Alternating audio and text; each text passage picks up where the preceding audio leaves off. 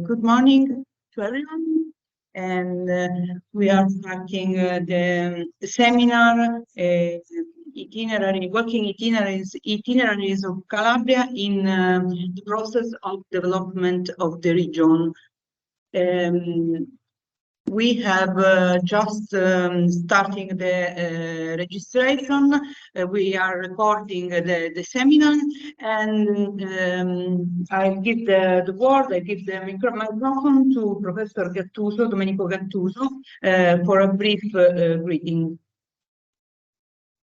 Good morning. Welcome to our people. We started this morning with a conference concerning the level of trends and rules specifically in the Calabria. This day we have two sessions. The first is starting. We start at the field. Just some words to introduce the meeting. We work in transport sector, in mobility of people in the trade. We have specialized courses, some specialized courses concerning the transportation in Reggio University. Not we study, we focus the aspects related to the cars, to the vehicles, to the space. In research, the active mobility, the work in mobility is considered. And the way is an error because of we move movies and by the working that we use the car in advance of maybe less. It is the always to move in the city, etc. It's important to give the best consideration to the mobility by walking. And to the mobility of people and walking, not sterilizing the city context, because we distinguish the city urban context and the extra-urban context. We start today about the mobility of people in the extra-urban context, in the rural context. We think that the tourism activity that we saw are related to the research concerning the tourism and the research concerning the mobility life fit. So, just to say some information about the organization, because we started with some physical indicator, but unfortunately this morning we are not here going on second language and the director of the story. That they will be with us in afternoon. So they will be to give you the experience, and we will leave them in the afternoon. But we have this morning the professor is the coordinator of the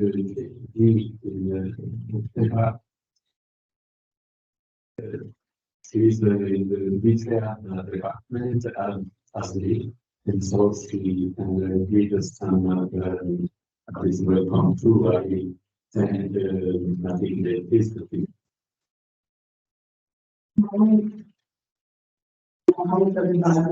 It's a pleasure for you to be here. I thank my colleague, Professor Gattuso, and together with Domenica. The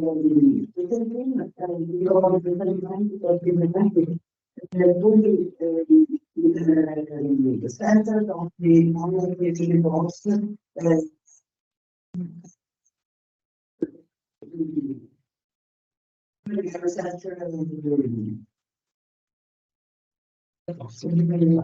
So we on civil environmental and industrial engineering, which is heavily focused on our national recovery and resilience plan. Particularly on two of its missions, that is the mission on evolution and the second, infrastructure.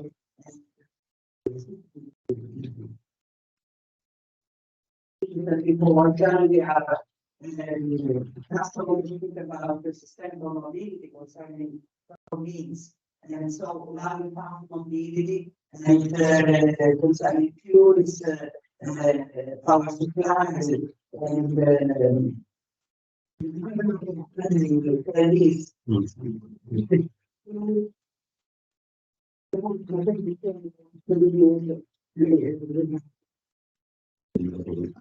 Very important, even if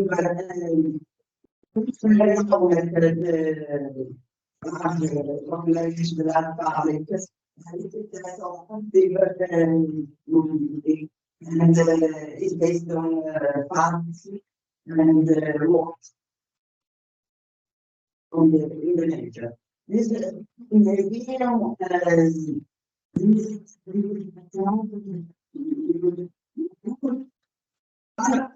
considering the particular form of mobility, sustainable mobility, because that of the sustainable history of the sustainable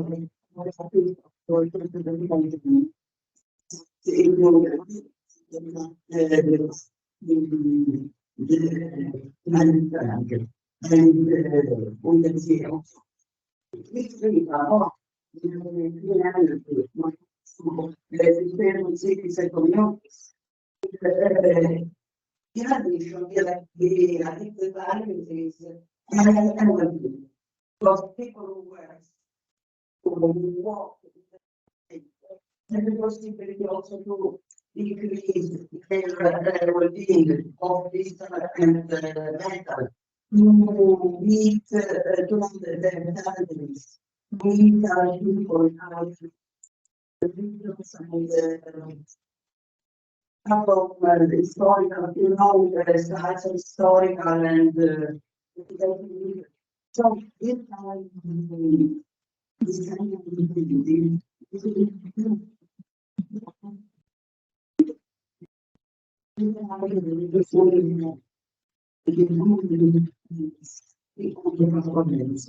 and is the organizer fully centered and joined with the tourism sustainable development. Yes. So I think it would be very interesting to listen to what the lecturer had to say today, and so then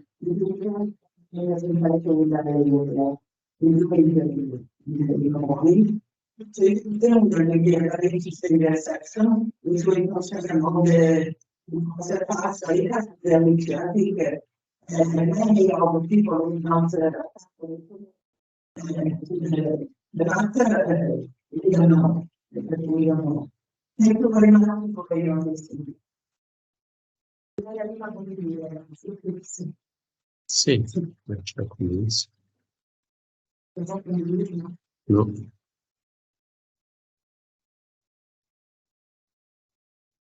Okay, thank you, Professor Professor, and let's start with the first presentation by Professor Domenico, Director of Logica Laboratory at Mediterranean University.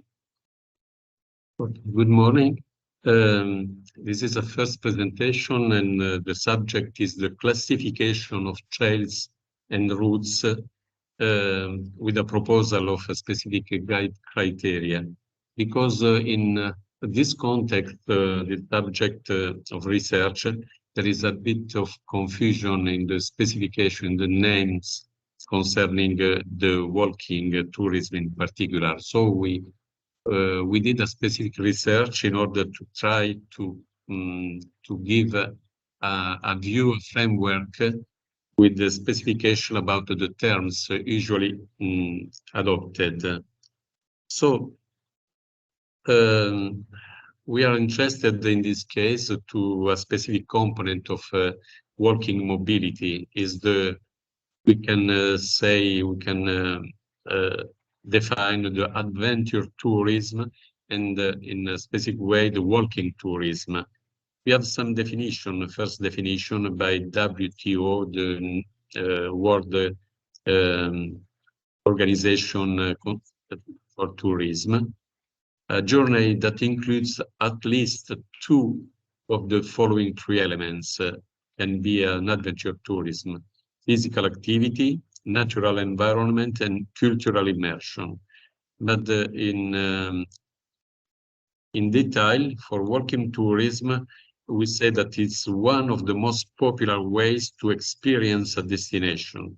It allows tourists to better interact with the local population, nature, and culture. It also meets the growing demand for outdoor activities in general.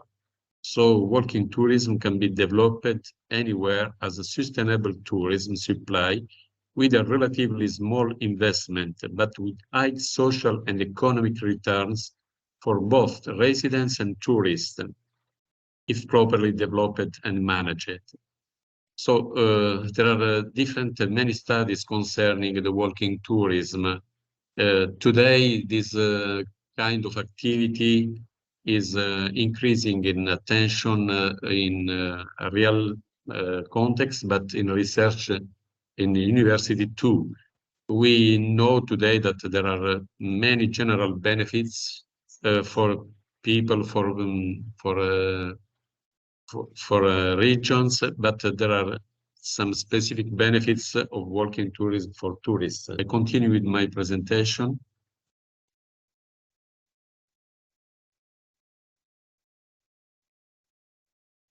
These are the contents of the presentation. I introduced just some minutes ago. Now I try to go to the following slides. And I said that there are many studies, an increasing number of studies concerning the tourism mobility, in particular the activity in different contexts, as for example, the extra-urban context. I don't stop to speak about the general benefits, but we recognize today that there is an interest in general for the communities. We have interest specifically for tourists too. And the literature give many examples about these questions, these issues. So I try to stay in time. Concerning walking itineraries in literature, there is a need to uniform the approach, to have a similar nomenclature and standards, because often we use different terms, for example, in Italy, Sentiero, Cammino, etc., percorso, itinerario. For example, we adopted the term trail or footpath in English, Sentieri in French, Sendero in Spanish, Sentiero in Italian, to specify just a category of displacement in the land. And another term often used is route or way in English, chemin in French, cammino Spanish, cammino Italian. So sometimes the people use the same terms, the different terms, to indicate a specification, to give a specification of a path, an itinerary.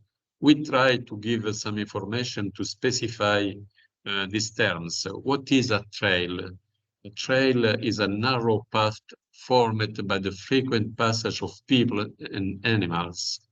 It is an itinerary crossing several types of land, including plains, forests, hills, and mountains. In Italy, we have a legal definition of a trail in the road code. Trails are characterized by the creation over time due to continuous use, their visibility, their durability, and their constant presence on maps. In Italy, we have classification proposed by Italian Alpine Club, the CAI, and in fact, they propose 3 different classifications. The first is based on the 3 parameters, the characteristics, skills and competencies and equipment.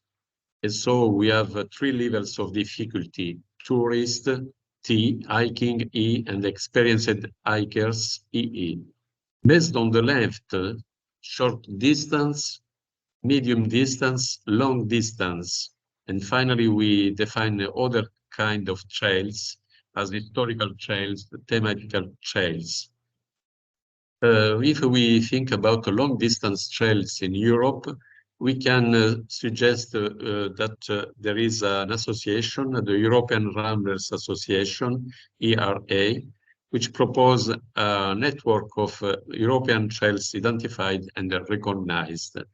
In Italy, component of this network is the Sentieri Italia, and we can see the path along the peninsula of Italy. It's a very long trail. About routes, the first definition is not easy. It's most complicated to define a route. There is a definition of the European Union as a cultural route. She was defined by the Council of Europe.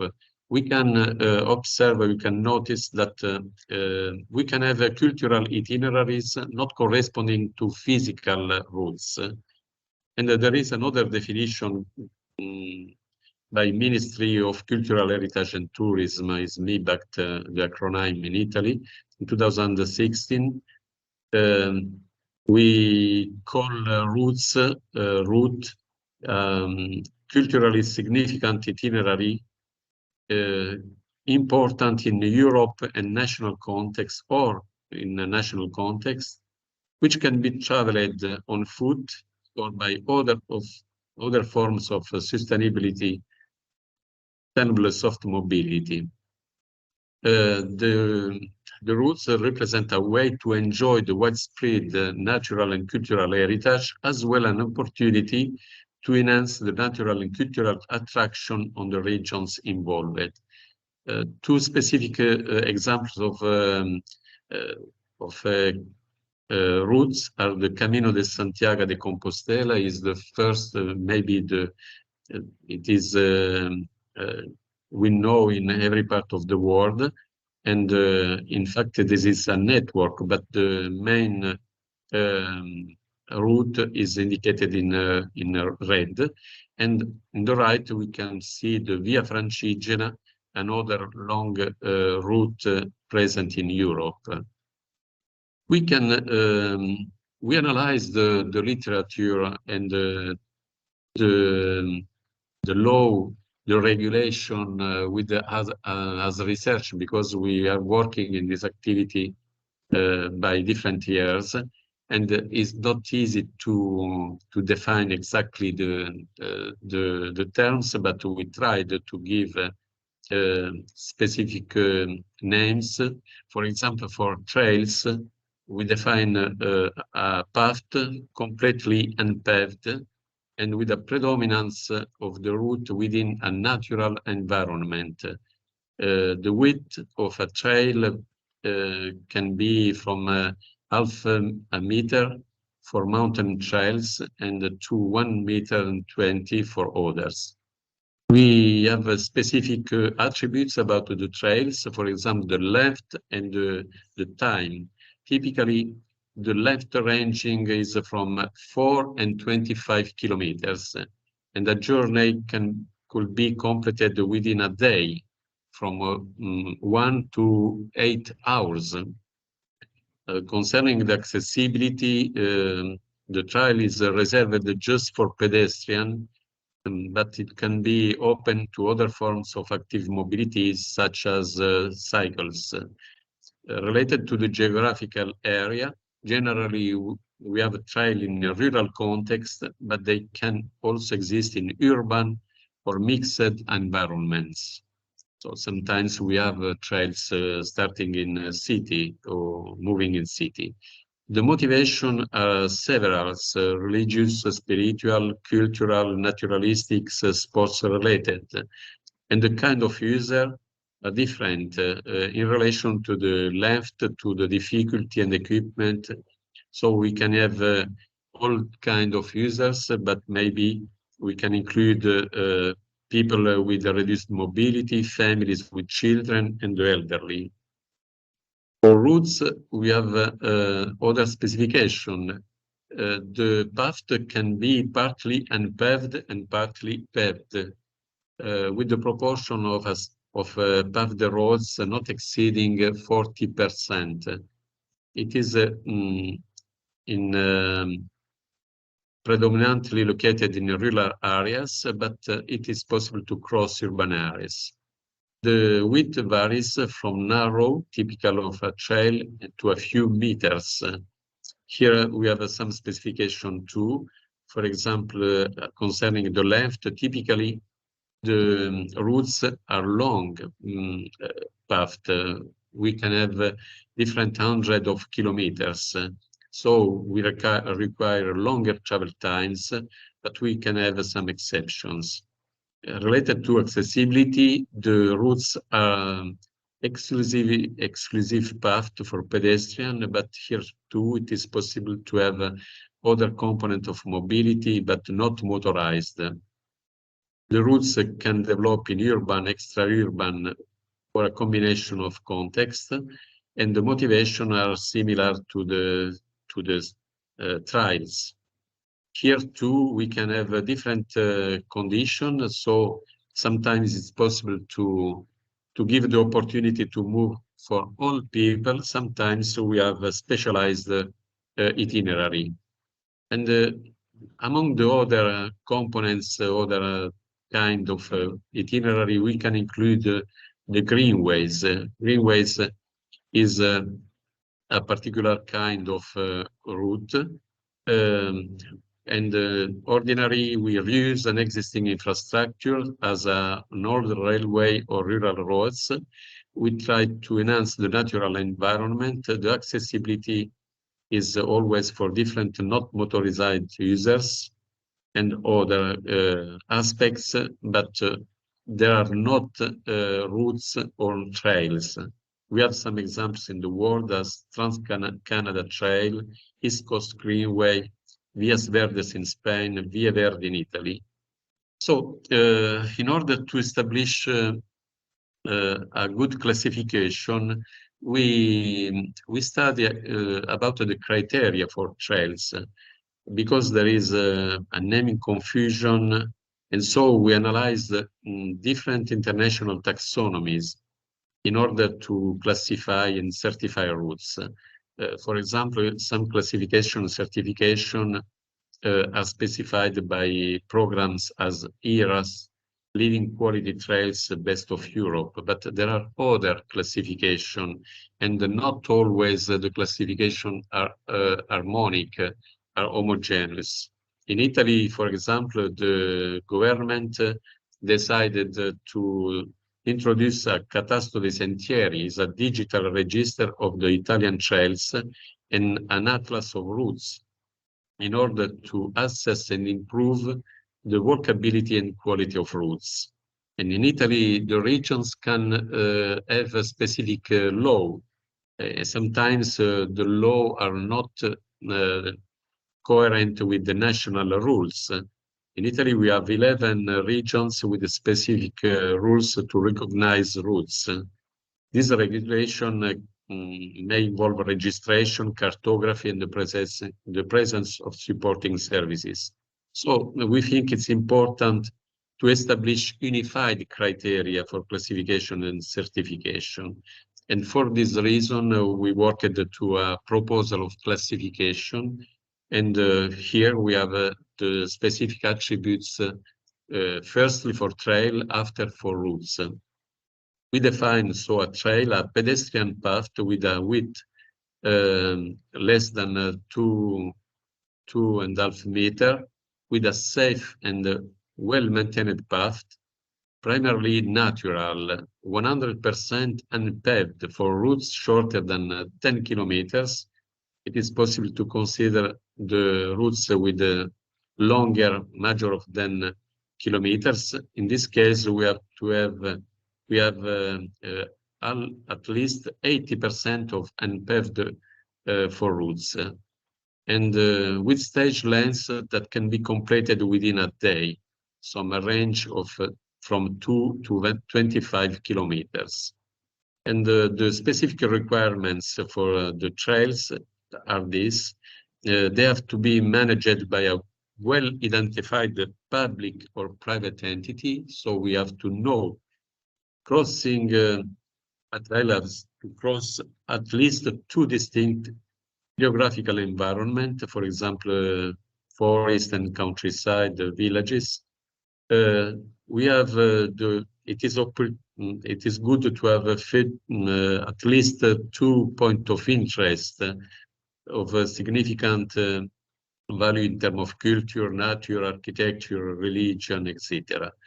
The trail has to be marked with the specific vertical and horizontal signage, walker-friendly, as well as informative panels at the start and end of each stage. And we have to give essential information. The trail has to include suitable rest areas, at least 1 fountain and at least 1 rest area or dining facility within a maximum distance of 10 kilometers and within 1 kilometer from the trail's end point. So we give us here some quantitative measures, quantitative attributes and parameters to define the trails.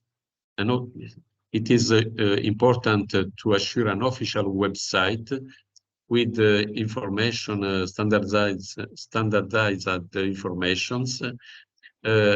We think it's important to give the opportunity to download the technical data and the GPX track of the trail. And it's important to assure the accessibility via public transport to the terminals of the starting and ending sites. In a similar way, we can define the route.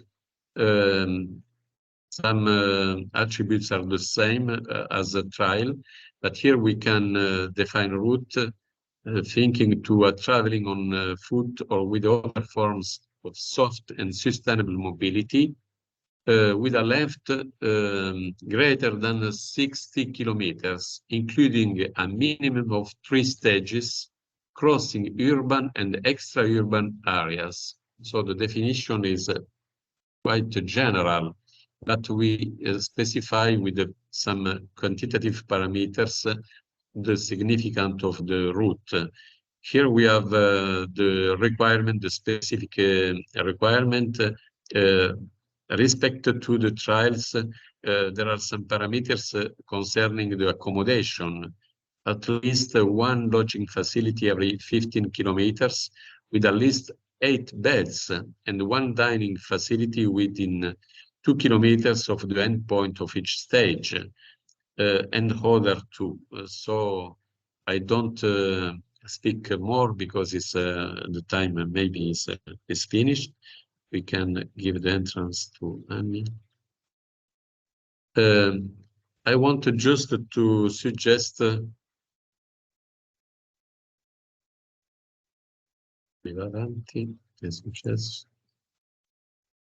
okay, I want just to propose this image because when we discuss about a route, it's important to consider the different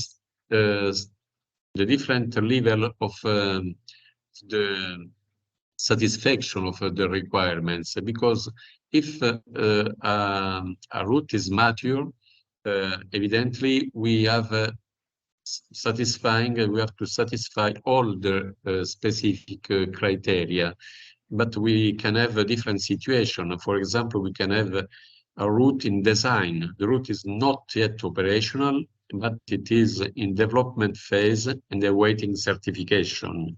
We are at the first step in the left of the figure.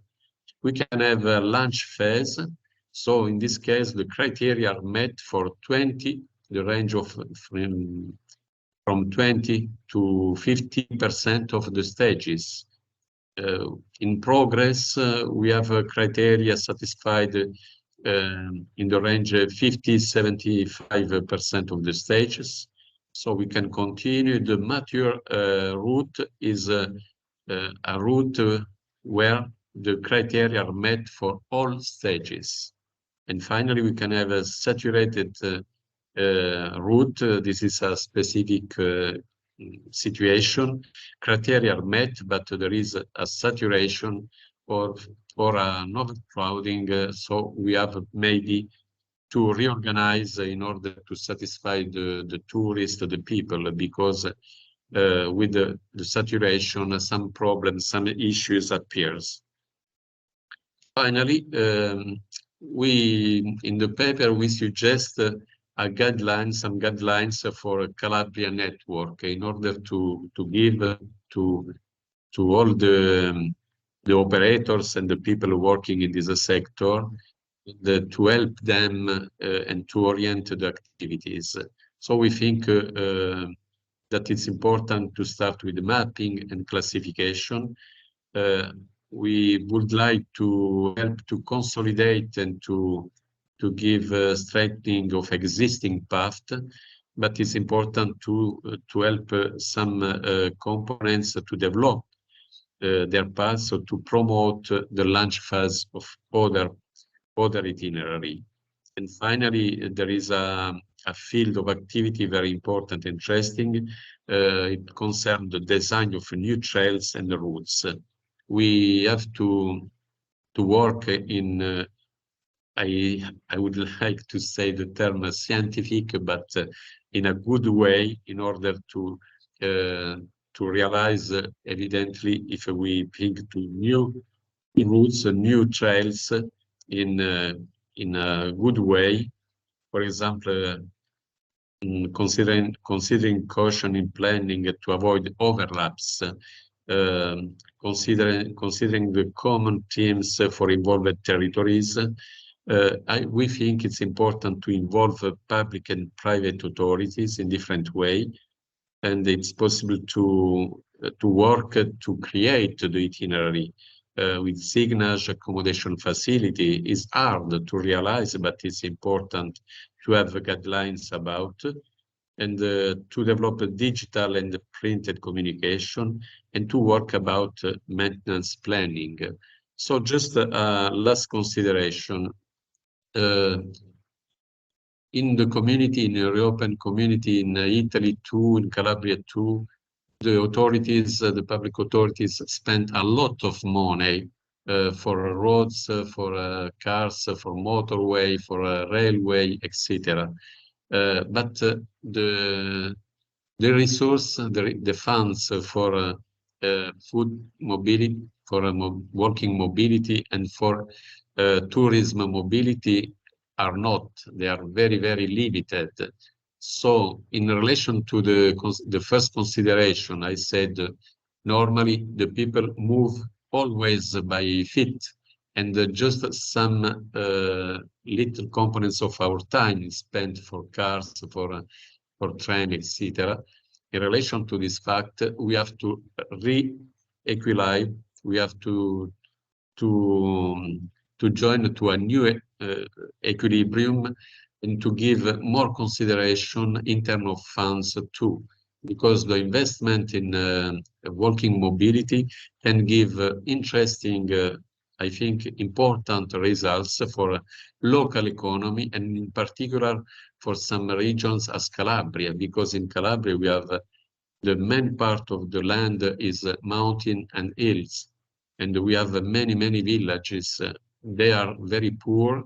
They are emarginated by the recent development of our region. We think it's important to give serious consideration to these lands, and the mobility by walking is very, very important. So the research will be continued. We will interact with the association working in this sector.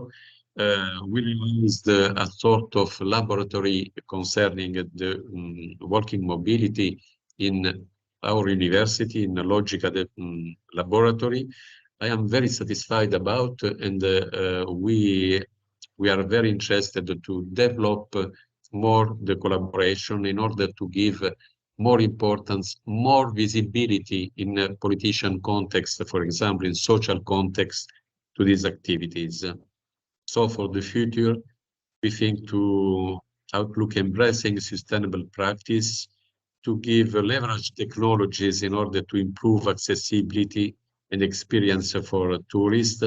And we think it's important to involve the local communities too in a sort of public engagement, because if the local community are involved, we think we can create a virtuous cycle of socioeconomic development and heritage conservation. Thank you for the attention.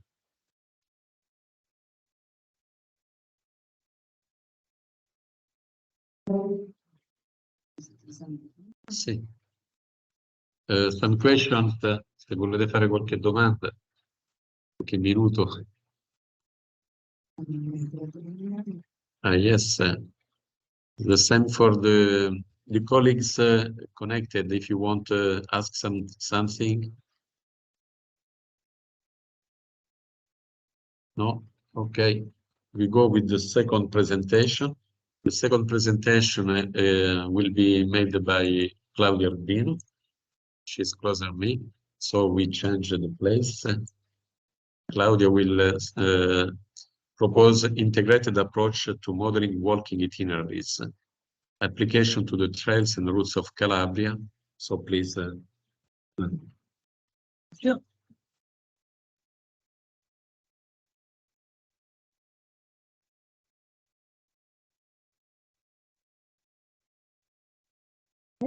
Good morning again, and welcome. My name is Gaetano Urbino, and I present the research conducted by our group, supervised by Professor Domenico Gattuso. Every analysis of active mobility cannot be separated from an upstream analysis of pedestrian models, as well as their calibration and validation. We propose an integrated approach to modeling walking itineraries and its application on the trails and routes of Calabria. This slide represents the content of today's presentation, which will span from an introduction about the topic, presenting the methodology, and concluding with the development of the research. Walking is the simplest human activity, but not less important in terms of impact on the challenges of Agenda 2030. From a point of view from an economic, social, environmental, and point of view, which are the three components of sustainability. Walking tourism has become so important to be addressed separately by World Tourism Organization because it has many benefits for tourists, for the territory, and for sustainability too. The study of pedestrian mobility began in 1971 with Fruin, and from 2005 onwards, the number of researchers on walkability indicator increased, while the research on cost function focuses primarily on urban settings. To maximize the positive impacts of trails and routes, it's important to shift from analyzing individual itineraries to studying the region's walking itineraries as an integrated network.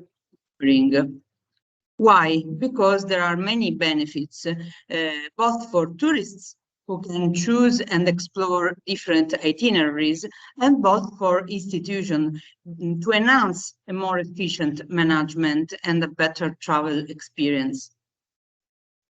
In transportation theory, mathematical models are widely used, and we use the network theory, in which the supply of transport is represented by graphs characterized by cost function. A graph is characterized by nodes and links, and a network is characterized also by cost functions. The path can be qualified as an itinerary K composed of an ordered set of stages, such that each stage I is represented by a link. A stage usually develops over the course of one day. In our model, we have time components and monetary components. The total time involved in a stage is made up of two components, which are walking time and stopping time.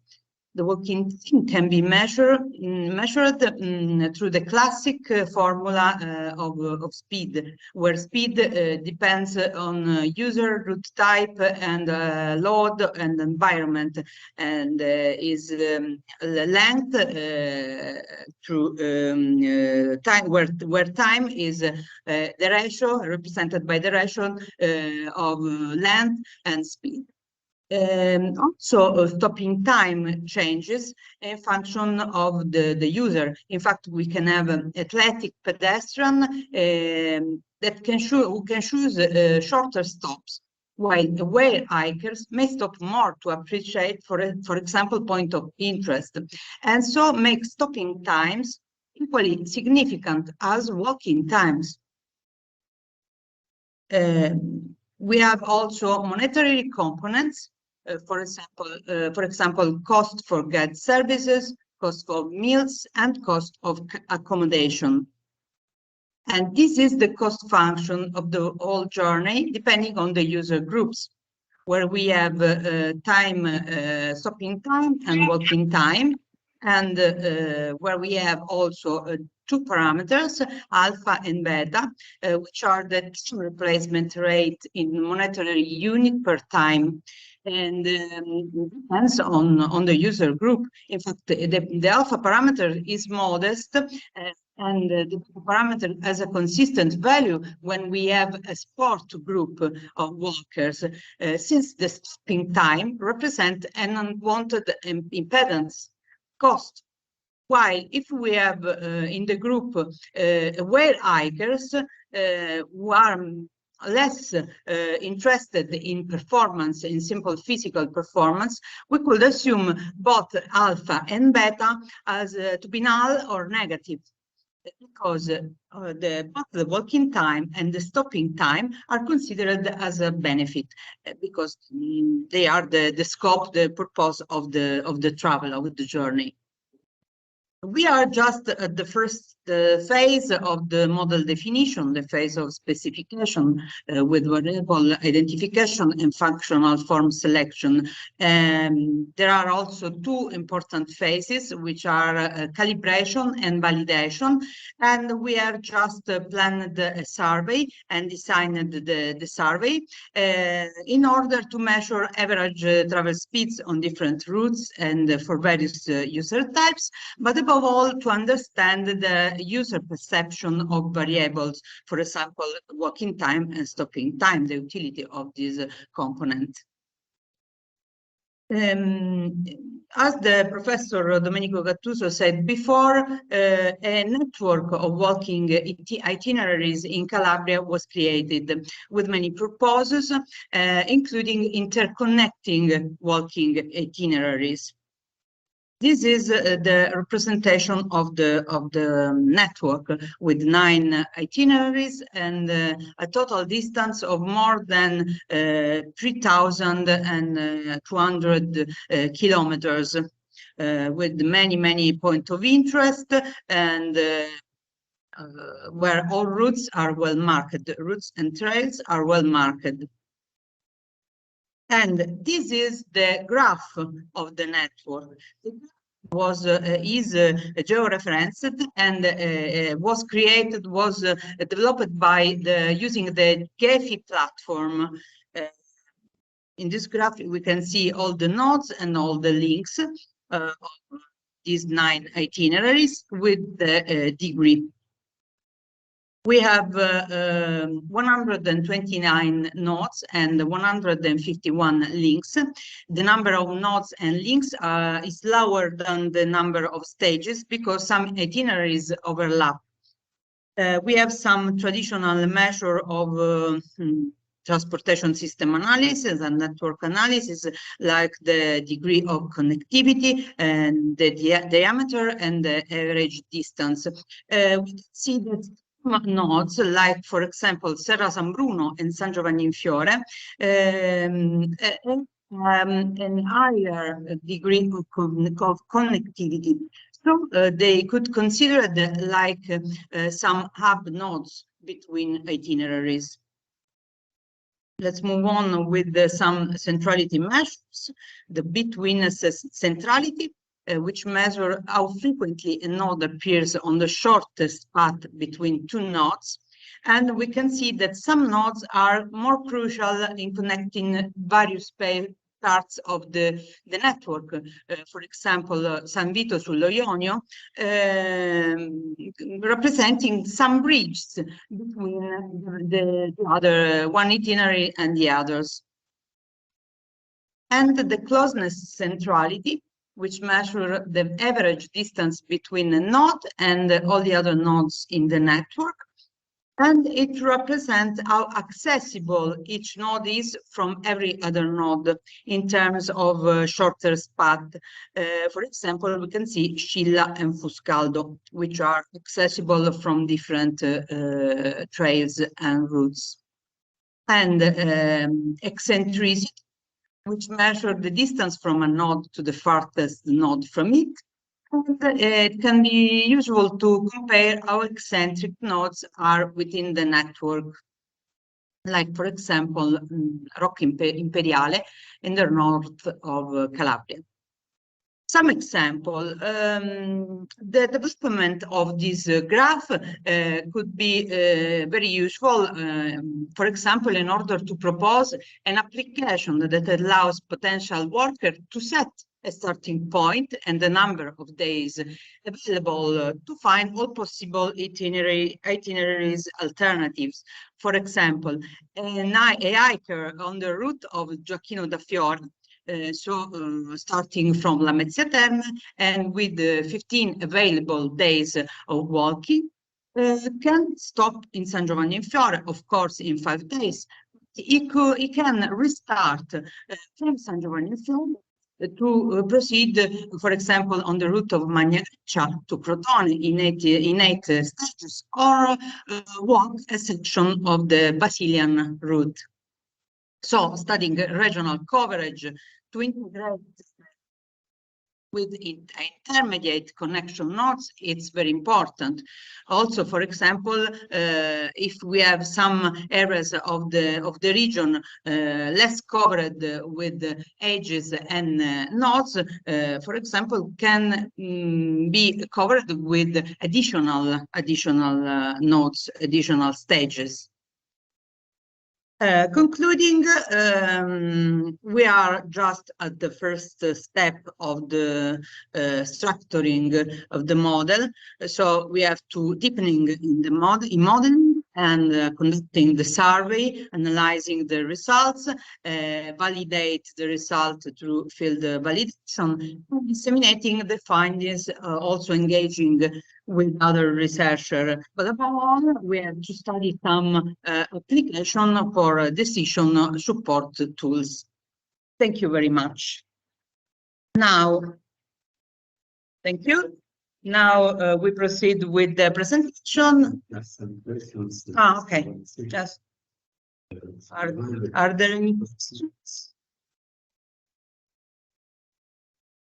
If there are no questions, let's go to. We presented an aspect of mobility is concerned with the street planning. And now we can have another presentation by Domenica Pellicano concerning the demand, because normally in the transport sector we consider these two sides, supply and demand. The natural reactor is another component of research activity related to the interaction between the supply and demand. So I think it's possible to start with the next presentation. There is a target. You can say it.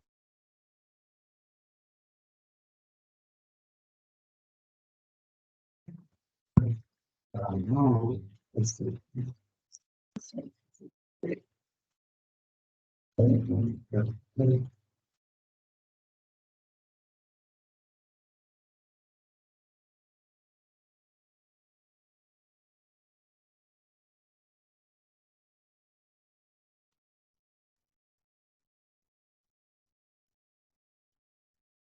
Good morning. I'm Domenica Pellicano from Mediterranean University of Reggio Calabria. I will introduce the work, a modeling approach for estimating the attractive capacity of walking itineraries, application to the trails and the routes of Calabria. The work can be divided into 6 parts. After a brief introduction, I will talk about literature review on demand models, and in particular, the demand for tourist mobility.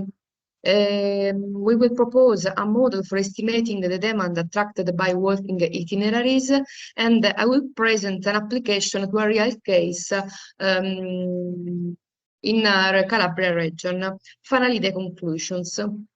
The topic of the work is within the transportation system, and in particular a component, the component of demand, that is the set of users with specific characteristics who use the service offered by a transport system.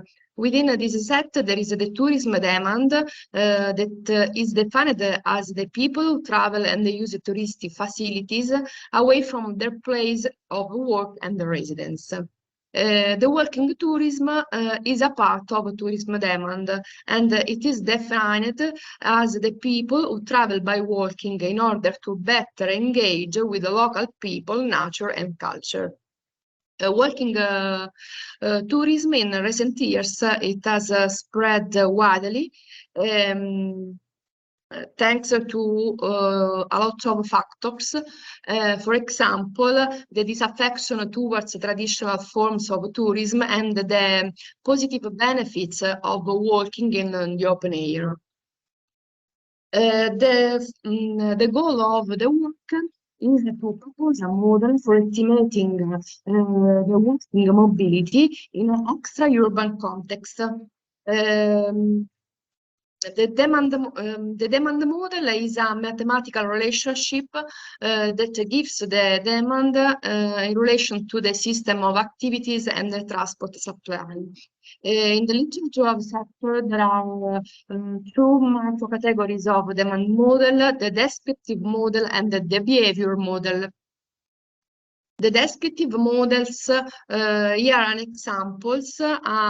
Simpler model are more complex model. About the behavioral model, a typical example is a 4 steps model that gives the demand in relation to 4 sub model that are the emission model, the distribution model, the modal choice model, and the path choice model.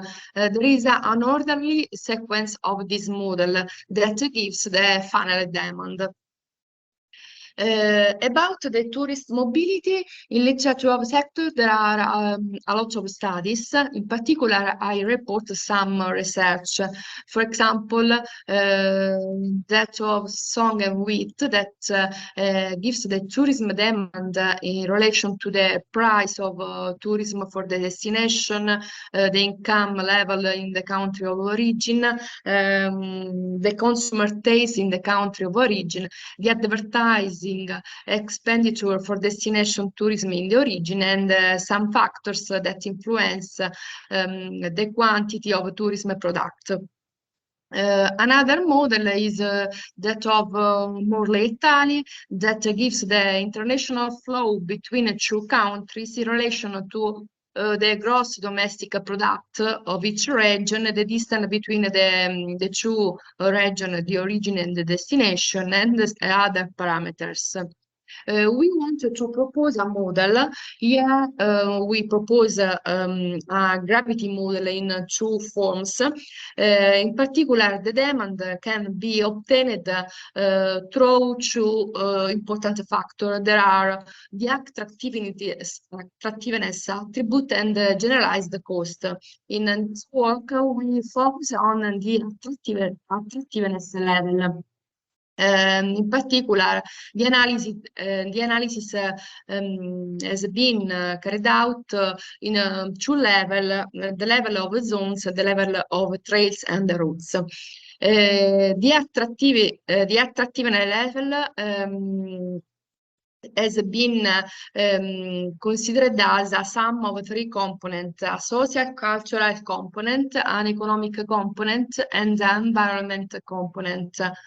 Each component has been obtained as a sum of different factors. We have tried to define the main factors. Here, the factor defined. For example, the number of inhabitants, the number of historic centers, the number of villages, etc. We have tried to specify these attributes. At the same time, also the economic attributes in relation to the gross domestic product and the level of present in accommodation, and the environmental attributes in relation to the notable point of interest, the blue flag sites, the lake or dams, the climate level, and the road quality. We have applied this specification, this formulation to a real context, the Calabria region, that is in the south of Italy. It is divided into 404 municipalities that are grouped in 33 zones. In particular, we have evaluated the attractivity capacity of each zone. And after, in a second phase, we have evaluated the attractive capacities of the capacity of some trails and routes of Calabria, in particular for itineraries: San Francesco di Paola, Gioacchino da Fiore, Calabria Coast to Coast, il Sentiero dell'Inglese. First, before the analysis, we have carried out an important phase to build the database. We have collected a lot of information, of data that have been organized, elaborated in a database. So for each municipality, for each zone, through survey on official site, official documents, we have defined the value of social cultural component, economic and environment component. Here a screenshot of the database for each municipality and for each zone.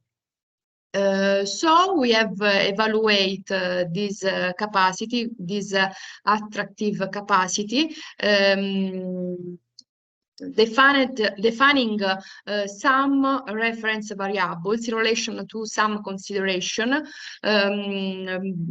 because we have chosen only the available variables, and we have chosen the variables that we can add. An important consideration is that these variables have been added through some parameters that are the weight that must be calibrated to understand what value they have for tourists. The calibration is an important phase, but in this study we have not considered this phase, but we have focused only on the specification. For the application, we have assumed that the parameters have values of 1. Here the results of our analysis, the attractiveness of Calabrian zone, in particular, the more attractive zones are Reggio Calabria, Villa San Giovanni, Mileto, Vibo Valencia, and Paola. Instead, the less attractive zones are Bovalino, San Giovanni in Fiore, and Rossano. This analysis is normalized with respect to the surface of the zone. The other analysis that we have made is related to the attractiveness of Calabria trails and routes.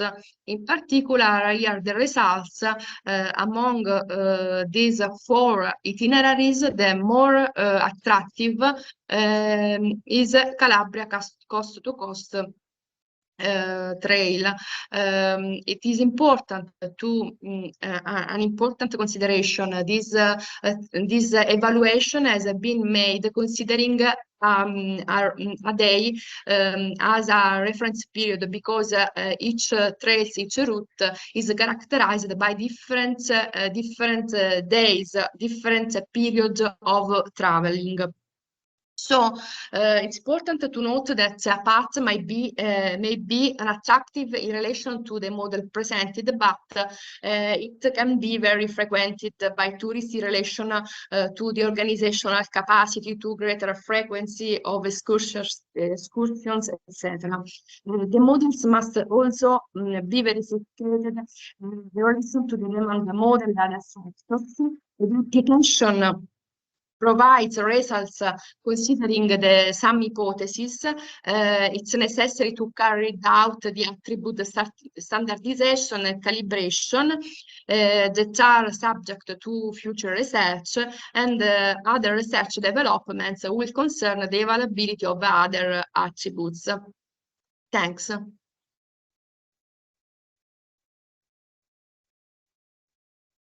No,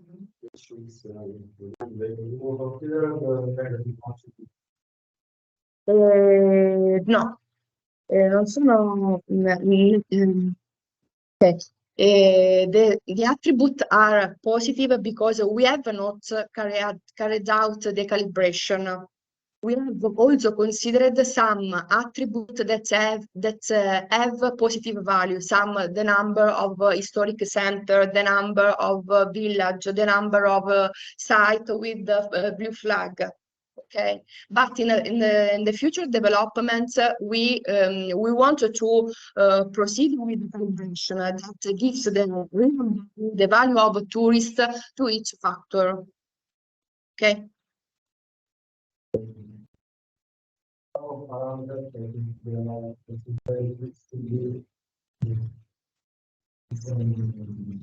For example,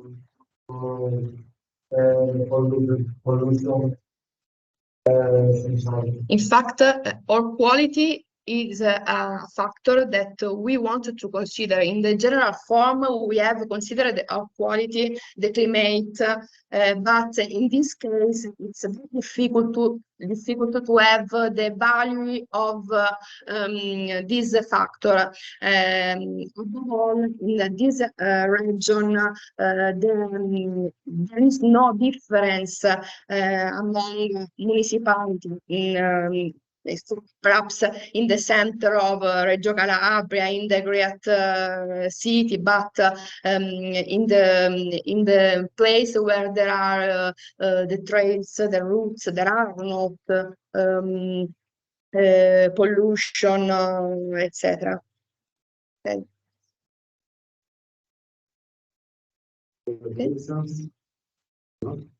Okay, thank you. Thank you. We can moderate to the next. Thank you very much.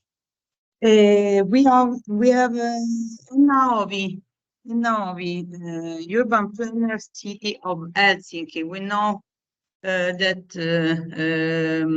urban planning is based on different type of mobility, but pedestrian mobility is one of the main.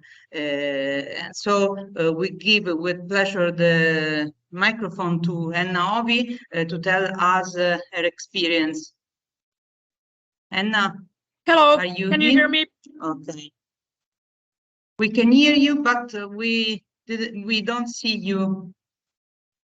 Yeah, I will share my screen. Okay, see. Okay, yes, we see you. Okay. Thank you. Yeah. Can you now see my presentation in full screen? No. Okay, at least it's showing to me that it should be sharing. Please Let me try again. Yep. Yes, thank you.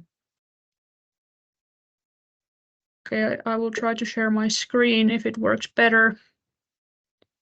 Okay, now we can see the presentation.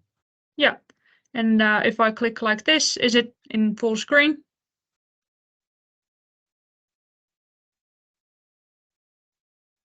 Yep, you can see it. Yes, thank you. Yep.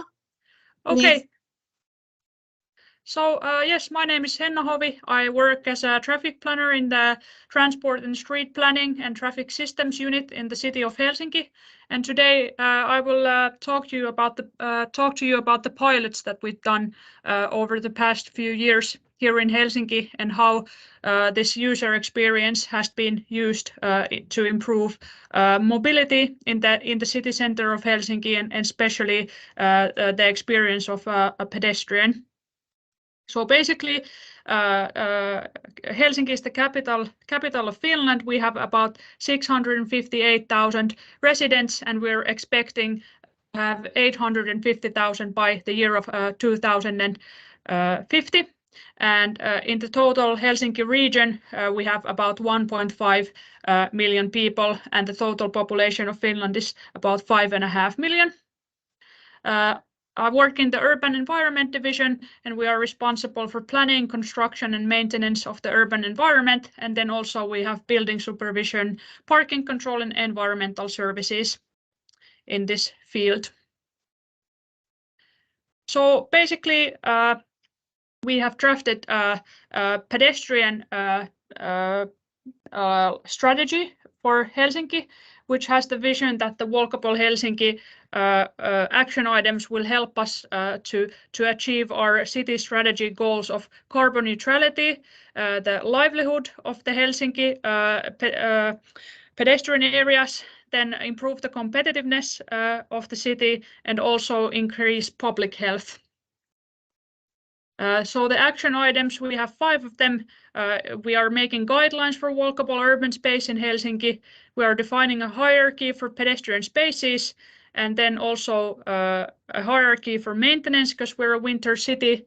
And then we are making an action plan for walkability and pedestrian research. And then finally, we decided that we will realize pilots to improve walkability as part of this pedestrian strategy. So last year, we got a mission from the politicians to realize these pilots in the city center of Helsinki. So basically, here are all of the streets that were included in this pilot. So in Pohjois-Esplanadi and Etelä-Esplanadi, which is here in number 1, we basically widened the sidewalk, added a bidirectional bicycle route. And the cycle route was also added to number 2 on Lönnruutenkatu, and then on number 3, so Erottajankatu, Kasarmikatu, and then in the south, in the Design Museum, we realized summer streets, which are now being planned to be like a permanent solution as well, based on the summer streets. So we did a survey about the past year, these pedestrian pilots that we've had, and basically we asked people that are people ready to basically reduce the amount of parking spaces and reduce the amount of car through traffic if we would improve the pedestrian space at the same time. So basically here's an example that 61% of the population that was studied here were willing to replace car parking spaces with plants and benches and those kinds of pedestrian improvements here in Helsinki. And then also 85% of the about 1,000 respondents were say that they would receive the pilot to their own neighborhood either very positively or positively. And the most positive ones were in the younger age groups. Then the design of the pilot. Basically, we had many workshops with the stakeholders of this area and also some outside keynote speakers. Here you can see some photographs of these design sprints that we did. And basically, as a wished result, we added a lot of greenery to these streets. We chose a classic style for the furniture, traditional materials, harmonic colors, something surprising and playful, and then also public places for sitting and commercial terraces. And the opening day, we decided that would be the 12th of June this summer. And here you can see the end result on Pohjois-Esplanadi. So basically, we are now gathering data from this experiment, but we can already say that the extra space that we've given the pedestrians has been very highly used. We are talking about in a 5-minute observation period about 60 to 80 people using these public benches just on Pohjois-Esplanadi street.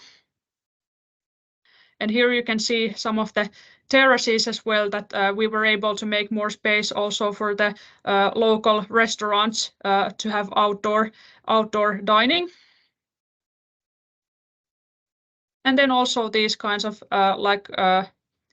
some surprising elements, such as you can see the mirror balls integrated to these plantations here. And as you can see, there's a lot of greenery because the user really wished for it. Then on Etelä-Esplanadi Street, here is the new bicycle route, and then you can also see our city bike system next to the bicycle lane. And then also, as I mentioned, we're a winter city. We are currently planning on adding then Christmas lighting and winter lighting in general to Esplanadi to make it an all year round attractive space. And we are also changing the plans for the winter season. Then about the summer streets. So basically the first summer streets were initiated in 2021. So basically there was this 500-seat Kasarmitori, like a giant restaurant terrace there, and then 2 summer streets led to the terrace. So here we found that year that we had a 40% increase in numbers of pedestrians on the summer streets leading to the summer terrace. And then we continued in 2022, but here we didn't see an increase in the pedestrian numbers because the giant terrace wasn't realized in the Kasarmitori region. But then, however, people were still very pleased with the pleasantness of the space, and then also more people that were basically spending time in the street space. So it increased the public life of these streets, even though the volume of people didn't increase. Then this year, we also wanted to make the user experience even better. So here you can see some illustrations of this Urbanist AI tool that we actually used with Helsinki Spin Unit. Actually, an Italian guy, Damiano Cerrone, was the consultant here. So basically, these users were able to write to the AI what they want to see in these summer streets in the future. So here you can see some of these illustrations. And then we used these and really wanted to increase the amount of green here and also provide this kind of temporary grass solutions for children to play in. And then also we added a dancing stage to one of these summer streets because the dancing community needed a place for the summer to practice in. So this increased the popularity of the summer streets quite a lot by including the user experience more into the planning process. We don't have the results from this year's calculations yet, sadly, now as I'm speaking to you, but we will have the results in about 2 weeks if you are interested. So then from moving to these pilots to a permanent solution, so we will prepare plans to make these 3 summer streets permanent currently, and then Esplanade environment is still under planning because we're making a traffic systems plan for the city center. So we will decide their fate a little bit later. But also these summer streets are a part of traffic calming in Helsinki. We are looking into best practices from the Netherlands and also from Copenhagen to kind of realize these traffic cells that would only cater basically to car trips that arrive and leave from these streets. So the problem in Helsinki has been that these streets have been used for through traffic because there haven't been these traffic calming elements, as you can see in the summer street solution in the right picture versus the old one. So basically these local streets need to improve also in more like residential streets and more lively shopping streets. So we need both of these. And the summer streets are a tool to kind of study what works in these streets and what doesn't.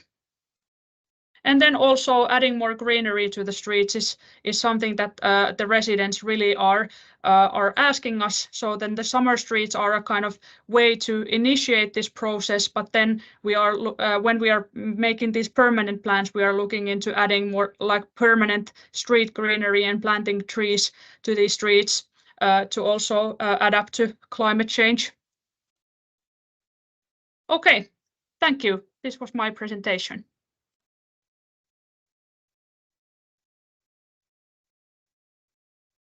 Thank you very much, Anna, and congratulations for your great job in Helsinki. Thank you. If there are any questions. Okay, so thank you, Anna. Let's proceed with Fabio Carbone from University of Northampton. Who is specialized in tourism and peace and tourism. And peace is so important in this moment. But this is not the topic of today's seminar, unfortunately. And so welcome, Fabio. Give you the microphone. Hello, everyone. Thank you very much. Hello, everyone. Thanks for the invitation. Hello, Gaetana, and everyone in the audience, the organization. Congratulations for the event.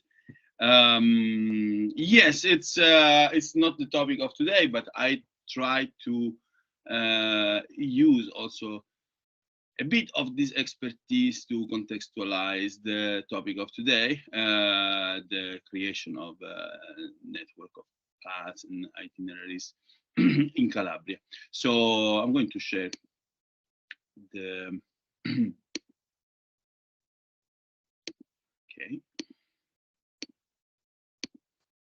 So I think at this point you can see. Yes, yes. Perfect. Okay, so yes, a bit. I talk. I'm going to talk about the contextualization of your project and the topic of the day into a quite broader context, which has to do with the sustainability and has to do to some extent also to my specific topic, that is tourism and peace. Let's start from the problem, the contextualization, but a problem. So as you can see here, the typical postcard of a city, European capital in Madrid. Here we have Madrid. Now, what is the context of the current tourism, according to the World Tourism Organization and according to many supranational institutions and bodies. Tourism is a force for sustainable development, is a force for peace and intercultural dialogue. This is what we used to say, specifically and most often in the universities.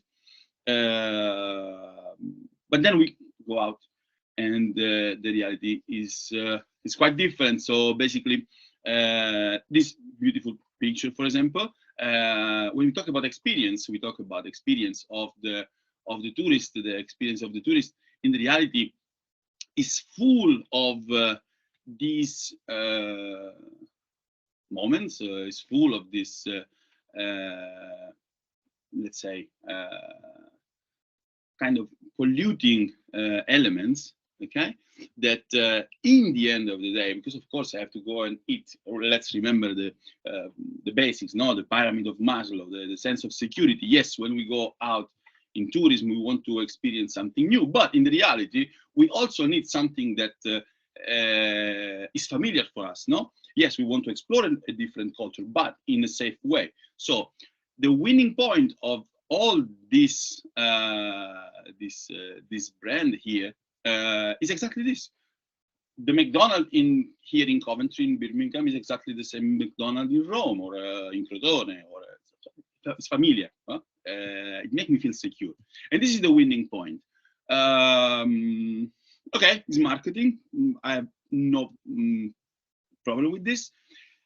But if we see this from the point of view of sustainability and tourism, obviously I don't want to talk about sustainable tourism, because I'm against this concept, because there is no sustainable tourism at all. So if we talk about sustainability and tourism, we see that the original postcard turned into this. So this is a problem. And when we talk about intercultural dialogue and the development of tourism to develop socio-culturally, socio-economically a place, and then we think about this. So my question is, do the reality reflect what we are saying in the universities and what we are saying at supranational level? No? That tourism is a vehicle for sustainable development, and my area is sustainable development, peace and culture and dialogue. Well, doesn't look so much. And talking about peace, we have also some testimonies here of how actually once again tourism is not what we said it is. This idea of human mobility, which raise our sensitiveness and our empathy toward the others, in reality doesn't exist. And we study already, there is a literature about many of the negative impact of this kind of tourism, that is the mainstream tourism, over-tourism, etc., until arriving at the stream. No? And we have the case in India and developing countries where the tourist product event is basically based on the commodification of human misery. As you can see here, we do not only have a basics questionable practice of tourism, but we also have a quite clear profile here. And I promise I did not pick the pictures, they're all like this. You can go and see. Take a look at the profile of the demand, no? What we call demand. What is the tourism? Profile of the tourist is white Western people, neo-colonization, I would call it. Okay, that basically are buying this kind of product. Again, in the university, we said that this is going to help the population. In the reality, it's obvious that this, for reason of leakages, for reason of also for ethics, and for reason of socio-cultural impact of this kind of tourism, we are not helping anyone. Okay, so this is the problem. Now, it is possible a different kind of tourism. It is, and this is why I think that the work you are doing is extremely important, because you are proposing this this kind of new tourism that already exists in Italy. Exists. We have the huge reference of the Santiago Park, that is international route. So already exists. Now, I discover, thanks to this opportunity, that it exists a lot in Calabria already. So you know very well this. I've never been there, but I have to say that I will go there. So I took this from an extremely nice page that describe. These are all describe this top hiking trails in Calabria. Now, this is your work, so I'm not going too much inside this because it's your expertise. What I would like to say about it, and by the way, the turismocalabria.it is the web page from where I take this information. Okay, so I'm not going to talk about this because it's your expertise. I just want to put in context this. Okay, we want to achieve sustainability, and contribute to the sustainable development of a place, in this case, a region, according to what I understood, Calabria. Okay, so according to what we know, we have to involve in a sustainable way in this sustainable endeavor, travelers, public bodies, stakeholders, the donors, the universities, no, like we are doing here, okay, and create a plan. Okay, we are creating, or we have available already a series of hiking tracks. So what? And this is my reflection today. This so what? If we take a broader look at the idea of development and tourism development, eventually we will need to analyze a little bit what is the situation around us. And I'm introducing this with my students and with my PhD students and in my own studies. I'm introducing this system of ideas that has to do with geopolitics. I feel particularly comfortable with them because they can explain perfectly where tourism is failing, in which terms. When we talk about human geopolitics, we basically talk about this.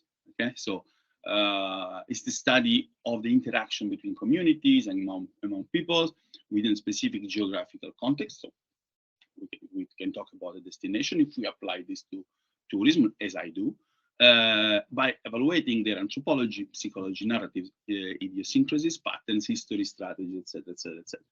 So this is what human geopolitics is. I applied this to tourism. Why?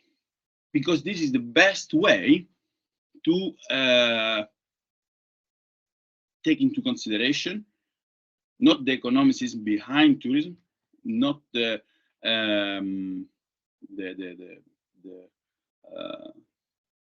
idea, quite superficial and simplistic, of the tourism associated to development, but the human factor, what is really at the roots of tourism. So we go back to, okay, so we have this infrastructures, no? Finally, there are touristic infrastructure, the hiking trails. So what we do with them? So we put them in a biggest perspective, And we notice that there is something there, exactly in the center of this that we call slow tourism. We find this trekking together with nature, horse riding, ecotourism, cyclotourism, etc. And this is something that, at least to me, and this is what I'm sharing with you, turn on a lot of things inside my brain and make me think, okay, so eventually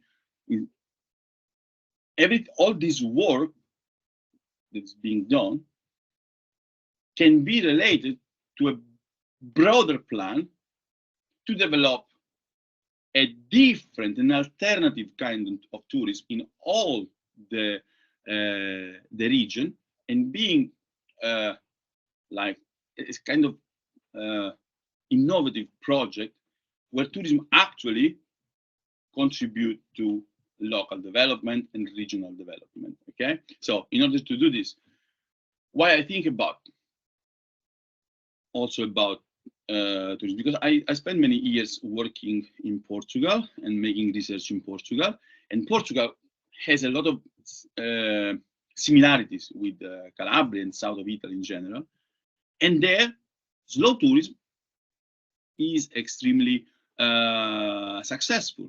Okay, low impact on the population, on the regions, and apparently quite successful also from the point of view of the experience and the acceptance of the visitor. But what is slow tourism? Here it is exactly what I was talking in the beginning. Is a review of the ethical values of tourism, both from the demand and supply side. Okay,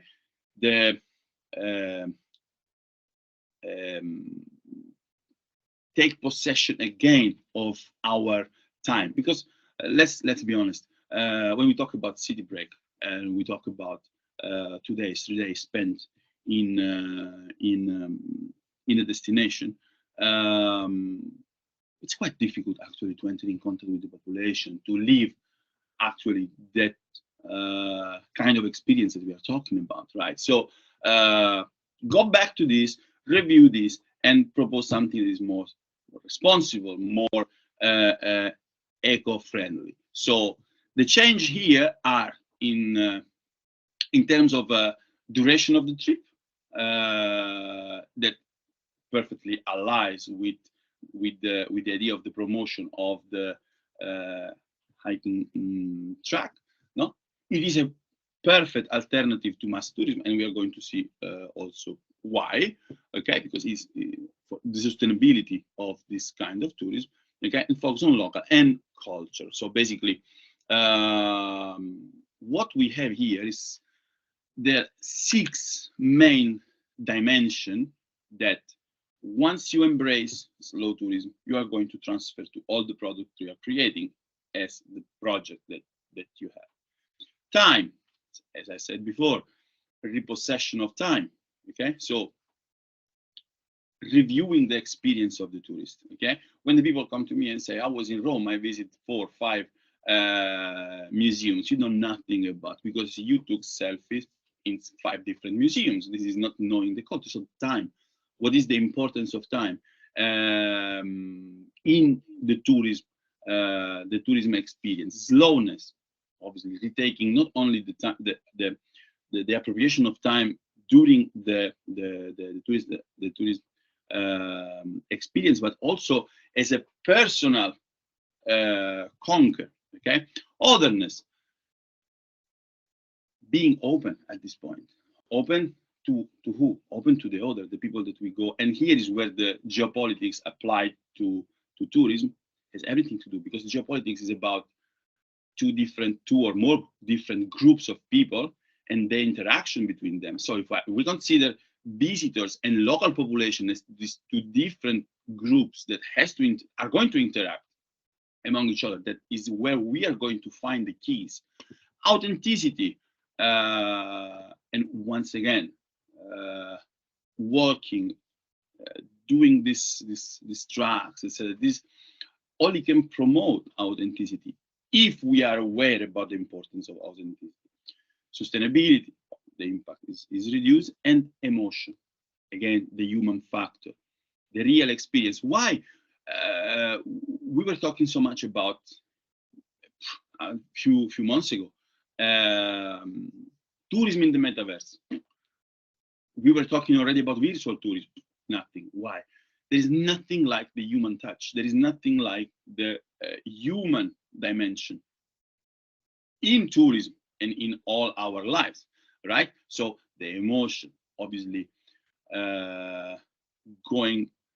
slowing down our rhythm, enter more in touch with now and here.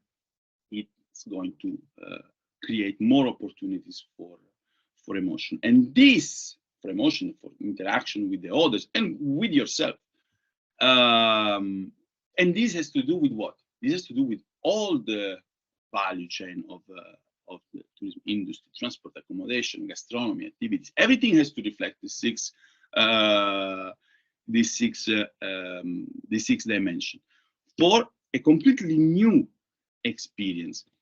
So this is the point of reflection. Like, can we add value to what we did with these tracks, these network tracks, if we apply this kind of dimension, this kind of values, entering more in details before concluding this. Some characteristic, no, from the supply side, the transport, and as you can see here, we have walking, trekking, cycling, everything that is related actually to this, to the trekking, to the hiking tracks, etc. And even from the point of view of the way we offer activities and which kind of activities, everything is more related to the contact with people, to the nature, no, and the accommodation involving the local population, what we used to call community-based tourism. Okay, so thinking about the tracks, but thinking about putting tracks in a broader context. Okay, let's see what happened on the other side, from the demand side.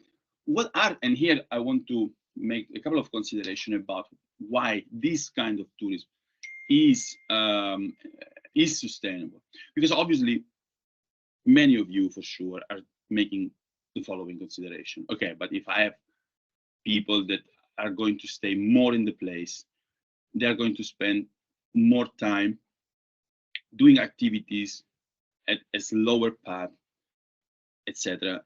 And I don't want a lot of people in the place. So wait a minute, the implication of this is quite clear. We are going to have less tourists. Yes, and this is exactly the point. Less tourists, better quality. I want to make an example. I'm not going to through all the table here, but just an example. Slow tourists, they avoid to use any kind of international chain.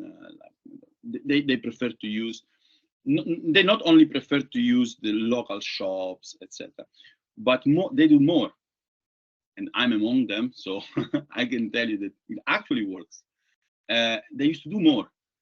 They used to live with less clothes in their luggage. Why?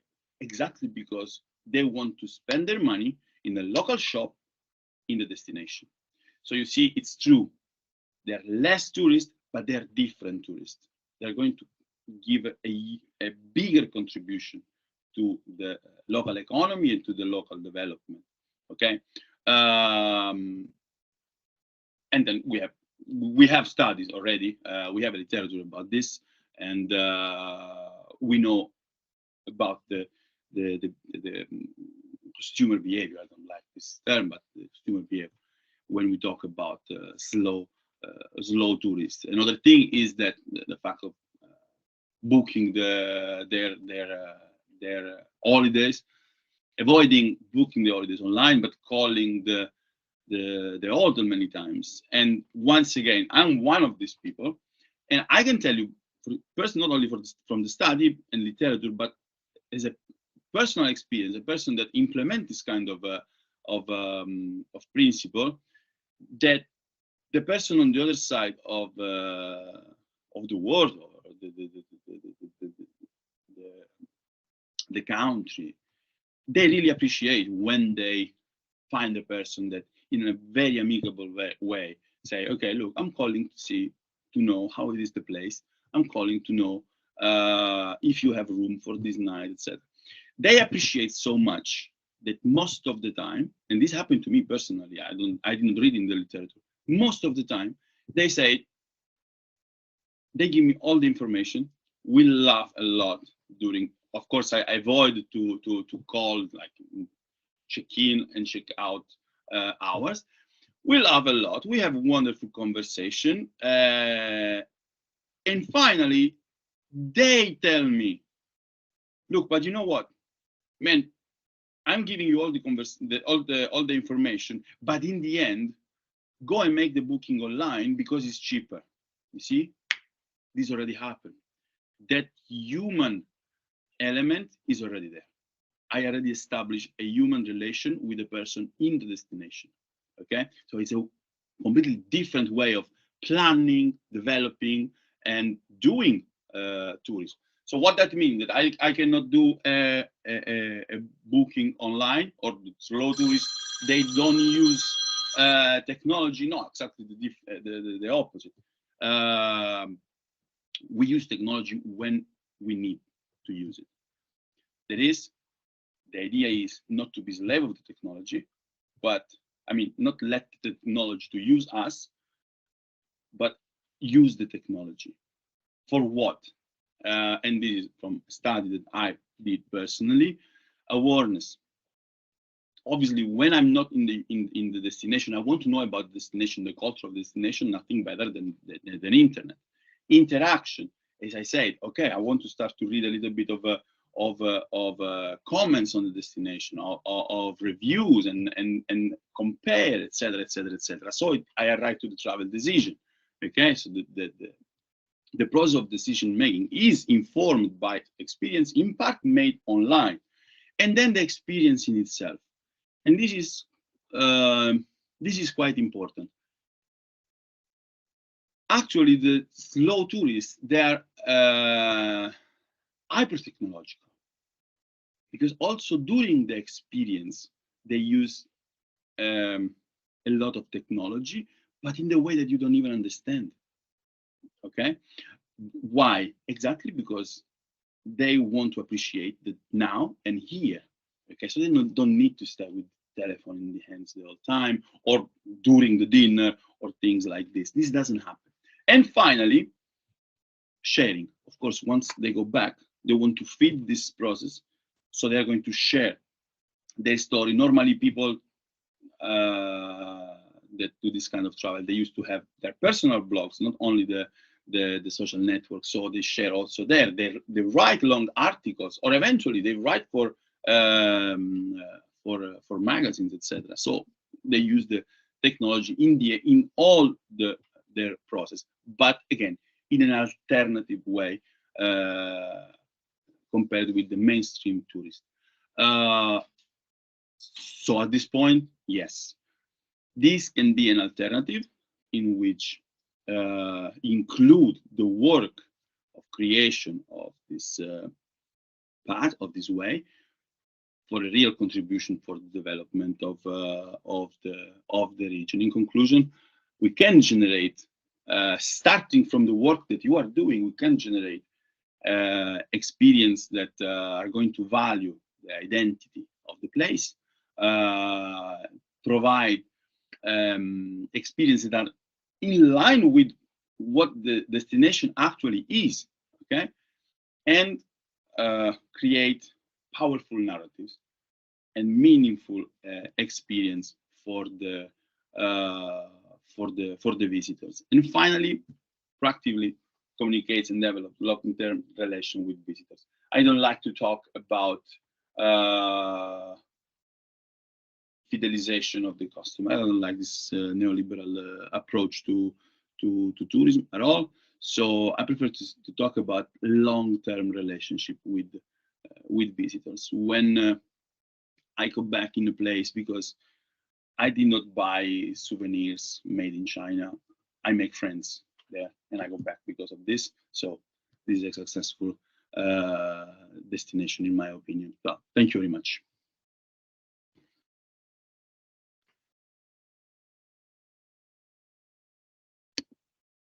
Thank you very much, Fabio. Are there any questions? Ci sono domande per Fabio Carbone? No, allora sembra di no. Grazie ancora, Fabio. Thank you, Fabio, for your wide consideration, reflection about tourism. Let's go on with Anya González Urang from Politecnico of Valencia, University of Valencia. Anya focused about on walkability, and so it's important for us today listening to your researches. Anya, please. Thank you, Gaetana, for inviting me. Thank you for the audience for being here. I'm going to share my screen.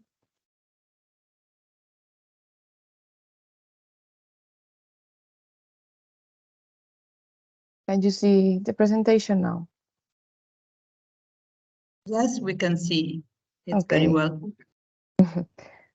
Thank you. So I'm going to present this main results of this study that I developed from some colleagues at the University of Catania.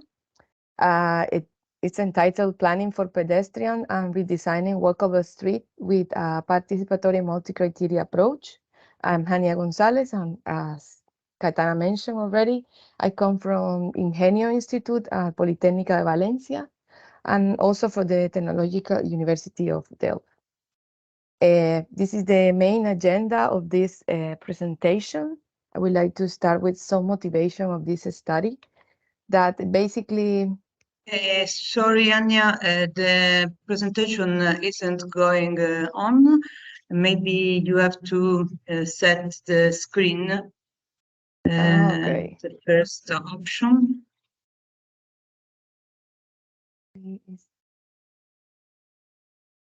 Oh, yeah, let me see. So I think that my PowerPoint is just broken.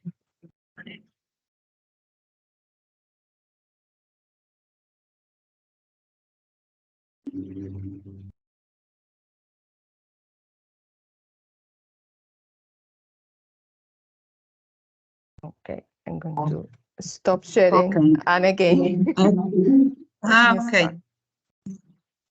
Let me try it again. Okay, please try to move from a slide to another. Now? No? No, we can see just the same slide, the agenda in this moment.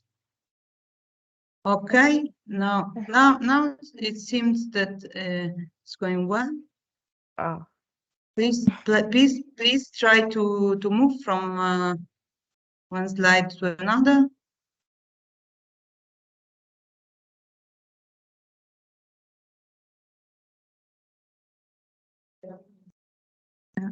Maybe you can choose, you have to choose screen sharing and not window sharing. The first option when you which one do you choose share.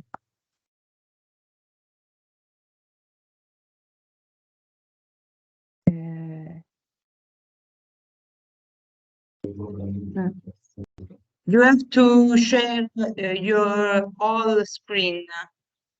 Instead of the... Oh, it's the first time that I have this problem. I don't know why. Okay. Okay. Now it seems to work. Try to move to another slide, please. Okay. Okay, thank you. Now, Okay, we can see it well now. oh, well, so now, yes. Some of the main motivation for this study was the city require a very contrasted prioritization methodology that can be easy to trace and also to justify some decisions. As many touristic areas, the city face a lot of controversies because of the management of the city, of some spaces in the city, and mainly because of the pressure of some sectors, especially citizens, that wanted to be taken into consideration when the decisions are making. So we decided to focus on the mobility case. So we checked some of the strategic planning for the city. So we designed to work on the improvement and promotion of pedestrian mobility in the city center. And the main research question was, how can a participatory multi-criteria approach be useful in designing walkable streets to improve pedestrian accessibility in the city center of Cartagena, the Indias in Colombia? And what are the most important elements and characteristics of pedestrian routes for this specific case? So the main concept in which we base this research was the pedestrian mobility and pedestrian path design, also the participatory approach, yes, and the stakeholder analysis, the multi-criteria evaluation approach, and we use also some tools from the spatial analysis. So from the pedestrian mobility and pedestrian path design literature, we check on how to design good cities for walking, some approaches for improving mobility in terms of pedestrian access, and also how to make more walkable some spaces, public spaces. Then for the multi-criteria approach, we use this because the problem of designing walkable spaces involve different criteria. So we use this approach that allow us to differentiate the importance of different criteria in a design process, because allowed us to have or to obtain a weight for different criteria. So these MCDM techniques or MCDA techniques work with decisions that involve different criteria, but at the same time, multiple visions and interests of stakeholders or agents. I don't want to get really much into this, but we, among all the different multi-criteria decision techniques, we use the analytic network process that basically translate a problem into a network in which we define different criteria, tangible and intangible criteria, and the idea is to obtain the importance of this criteria in the problem. So more or less, the idea of this tool is first define the main criteria that influence the problem, then group them in different clusters or groups, establish some relationship among them, and in order to build a network, as we can see in this slide, and then use the experience of some experts to evaluate the importance of the criteria and to obtain a weight for the different criteria and also for different alternatives in some cases. So we also consider the participatory approach that involves the inclusion of different stakeholders and the view when we are trying to working in a problem. So the key issue here is always how to involve stakeholders in decision-making process, and how are the stakeholders need to be included, how to select them, what level of inclusion. So we work specifically on this, and for to face this problem or issue, we work with the stakeholder theory. Basically, we use social network analysis that not only allow us to identify stakeholders, but also to establish or to understand the relationship among the stakeholders in order to build a network and to know who are the stakeholders who has more importance in the or more prominence in the network of stakeholders. So the research methodology, I don't know if you can see pretty well this slide or this graph, but the idea was to first understand the context of the problems, to define the case study, to design the case study, then establish the AMP elements, it means the criteria to evaluate the routes, involving stakeholders, then evaluate the criteria with some of the key stakeholders, and then analyze the results using some tools of the spatial analysis. So the first, as I said, the first part was to understand the context in order to establish the objective to be achieved with the model. In this case, we focus in the city center of Cartagena, the Indias. It is more or less a half of kilometers quarter of extension. It's like a grill, as you can see in the map, is a grill with very narrow strips, but at the same time, it has this problem when the people, the pedestrians are sharing the spaces with sellers, with cars, with many other problems and elements of the urban elements on the streets. So then we involve stakeholders, we identify them, we interview some of the stakeholders, and we use the social network analysis. So first, we interviews, and so we talk with some of the stakeholders to understand their view about the problems, to understand the view about the actions that have been already taken to try to face this problem. Also to know what do they think about the criteria for designing new walkable streets, and mainly to understand the relationship among them. So we work with public agents, stakeholders, private and informal stakeholders, and we build 2 different networks. The first ones, in the first one, we only see the network related to the information exchange. It means how much information flows through the network of stakeholders normally. And the second one is a little bit more specific one, and is regarding the project in which stakeholders have been worked together.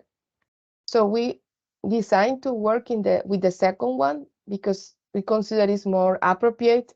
As we see in this network, some actors are out of the network because basically these actors are considered just as they only receive information. They are not considered for projects before. So in this, so we analyze a little bit more in detail this network. So we see the public agents or the public stakeholders are in the middle of the networks. The size of the nodes depends on the betweenness of the network. It means how much they control information to flow through the network. So basically, the key actors are the public administration. However, we see, like, for example, some other actors exchange some information among them, but there are not, but just only among them. And there are other actors like the academic, some informal actors, and even the tour guides, for example, that they are not that they are completely disconnected among them. So from the result of this network, we identified a first list of key stakeholders. As I mentioned before, mainly come from the public administration. So to try to work with a bigger group of actors, of stakeholders, we decided to also invite other actors to in order to have a more diverse group of stakeholders involved in the second part of the study. So in this second part of the study, we developed the decision model as a network. So we first define the element of the model, in this case, the criteria to have into consideration to design the pedestrian routes. We got this criteria from document analysis, but also from the revision of some experts in the topic, and also during the interviews with the stakeholders. So we established the problem as a network in this case, as we can see here. Then we evaluate this criteria using the traditional multi-criteria decision method, the AMP. So in which the idea of this method is to compare to each expert should compare each of the criteria among them just to know how much important they are. And then we combine all the results and we obtain global results. So for this specific case, we found that the street vitality is the most important criteria for the use of a street. So people use the streets because the street is more vital, because it has more vitality. But also we find that street connectivity, the presence of cultural elements, and the traffic of the street are important criteria to define more walkable streets in the city center. So then we use a spatial analysis to analyze the results and to give some advices to the local government in order to redesign some of these streets to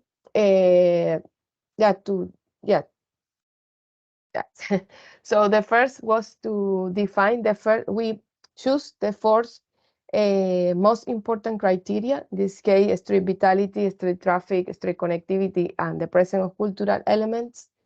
We collect some information available in some open databases, and we establish a measurement of a scale depending on the characteristic of these streets.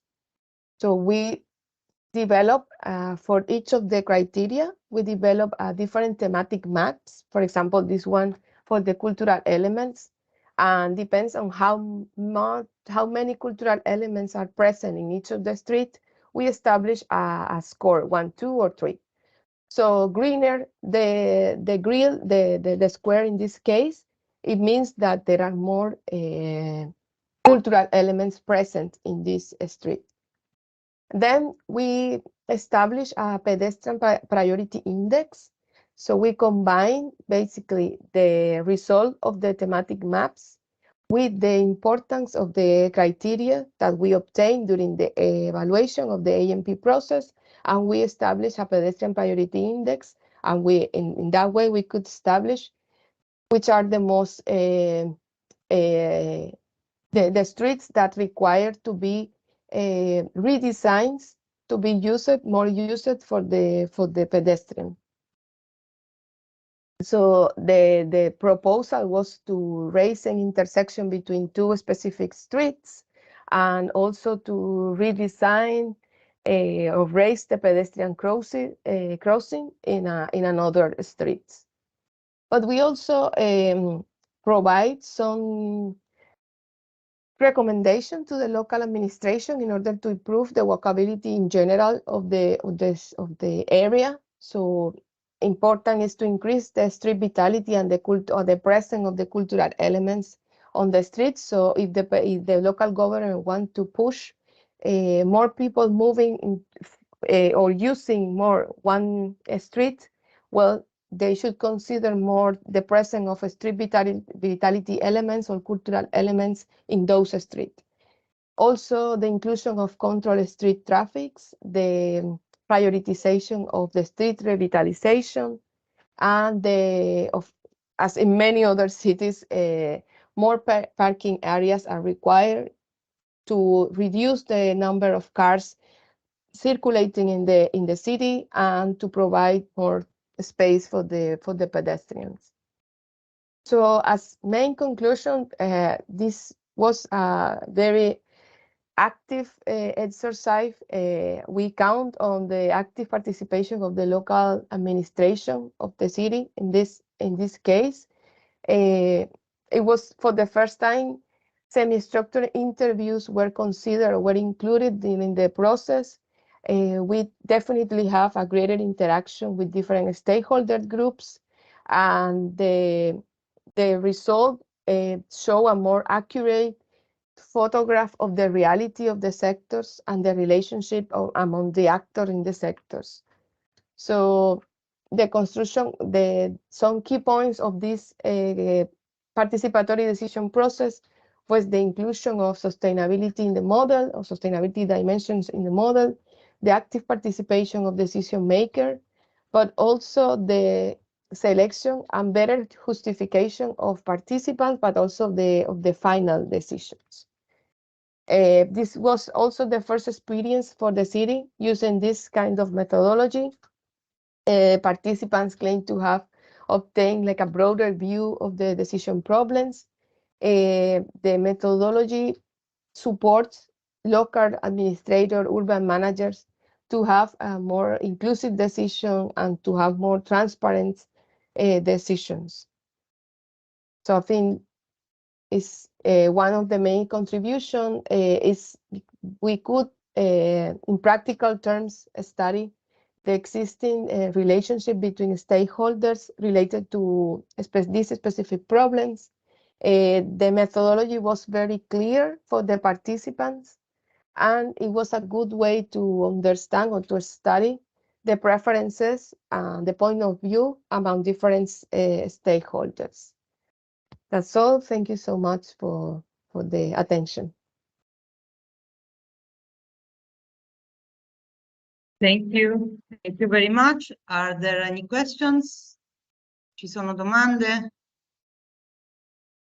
Okay, thank you. No questions. And thank you for your presentation. We know that routes cross rural context and urban context. So it's important to study and to underline also the difference between walkability in urban context and in rural context, because, for example, vitality of the streets maybe is positive in urban context, but negative in rural context during routes. So thank you for your reflection and for the focus also on methodology. Let's move on with Zoe Cristoforou from Patras University. Zoe Cristoforou will focus on sustainable mobility. Thank you, Zoe. Please, you can start. Hello, good evening. Can you hear me? Can you see my presentation? Yes? Yes, yes, Okay. yes, thank you.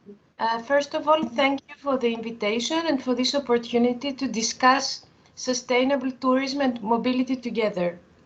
So, the focus of my presentation is indeed on soft mobility, and this includes both cycling and walking and infrastructure. But by infrastructure, I understand the larger term, including, for example, accommodation for people who walk, or for tourists, meals as mentioned previously. So it's in the broader sense. So I come from the University of Patras, which is 88 hours walking from where you are, including a boat of 15 hours, I think. It's a rather big city for Greece. It's the third biggest city. with around 200,000 inhabitants, important touristic flows, but very poor soft mobility infrastructure. So I believe it's a good field for experimentation of all of the new methods and tools you are developing in Calabria. So my laboratory is called the Transportation and Ambient Mobility Systems Lab. We created the laboratory in 2021, so it's a recent one. And we try to be active in this field of soft mobility and sustainability. In this context, we participated to an Interreg project, urban transport project, which was about how to replicate urban mobility solutions in Mediterranean cities. It was like a vertical project, capitalizing on the experience of many modular projects across the Mediterranean. There were 7 partners all in all. We worked hand in hand with both the French partner Codatu, as well as with Civinet for Cyprus and Greece, who participated in the project. But as I said before, it's like a vertical project, so indirectly over 200,000 organizations were implicated, and a community of over 400 people from local authorities, universities, civil societies, etc. The project ended last December, and one of the major outputs was a series of policy briefs that you can find on this link, along with the examples, the case studies of pioneering cities and replicating cities who implemented good practices already implemented in the pioneering cities. So among these policy briefs, we have 2 policy briefs that are related to today's topic. The first one that I drafted was about how to promote soft mobility in the Mediterranean, whereas the second one, drafted by other colleagues, was about tourism and mobility in the Mediterranean. Already there, we can see there is a problem. Why not to merge those 2 in the same policy brief? So that's what we'll try to do today. Explain the findings of both policy briefs, and they are not, of course, specific to walking in the sense that you are working on, but I think there are many things that could inspire you in your work, because it's mainly urban, that's why it's not directly related. Va bene, aspetta, lo spegniamo tutto. So, just to give the general context, we have important challenges both in sustainable mobility and sustainable tourism. In sustainable mobility, we are talking now about how to plan and design 15-minute cities where you can travel across the city in no more than 15 minutes in order to satisfy all daily needs, commuting, shopping, leisure activities. Then, of course, in the EU agenda, the decarbonization of trips is very high, where we try to promote and provide incentives for a shift towards soft modes like cycling and walking. On the other hand, regarding sustainable tourism, we promote a lot low carbon travel modes, but here the discussion is more about how to promote rail versus air transportation. Of course, how to strengthen competitiveness, to reduce externalities on local population, and promote green business opportunities. And already here we see another problem is reduce externalities on local population. So we consider indirectly that those 2 populations, tourists and locals, are in some way antagonistic. However, in this project, we observed and clearly stated that there is a very big need for an integrated approach to consider touristic and local mobility and development as a whole system. Let me give you some bad examples. Most of them are top-down examples coming from the policy perspective and affecting everyday life. Just to start with, touristic flows are not measured in most travel surveys. This is a population segment that we entirely ignore. Think about travel surveys that by definition are made are addressed to households, so to permanent residents of a city. Of course, in some cases, this may not be a problem, but in places like Greece, where we have, in some cases, 10 times or more the local population during summertime, of course, it's not realistic. Then another issue is that priority in terms of funding is often given to infrastructure that serves local population. Local populations vote locally, so as a result, the authorities give priority to them, even though if priority is given to tourists, then they can have indirect benefits, local populations, of course. We also observe that touristic business and mobility business work in parallel, and it's rare that they find synergies to attract both market segments at the same time. If we consider the end user, meaning the traveler, locals rarely perform activities considered as touristic. So, I mean, I suppose you are all in the same in this, you recognize yourselves at some extent.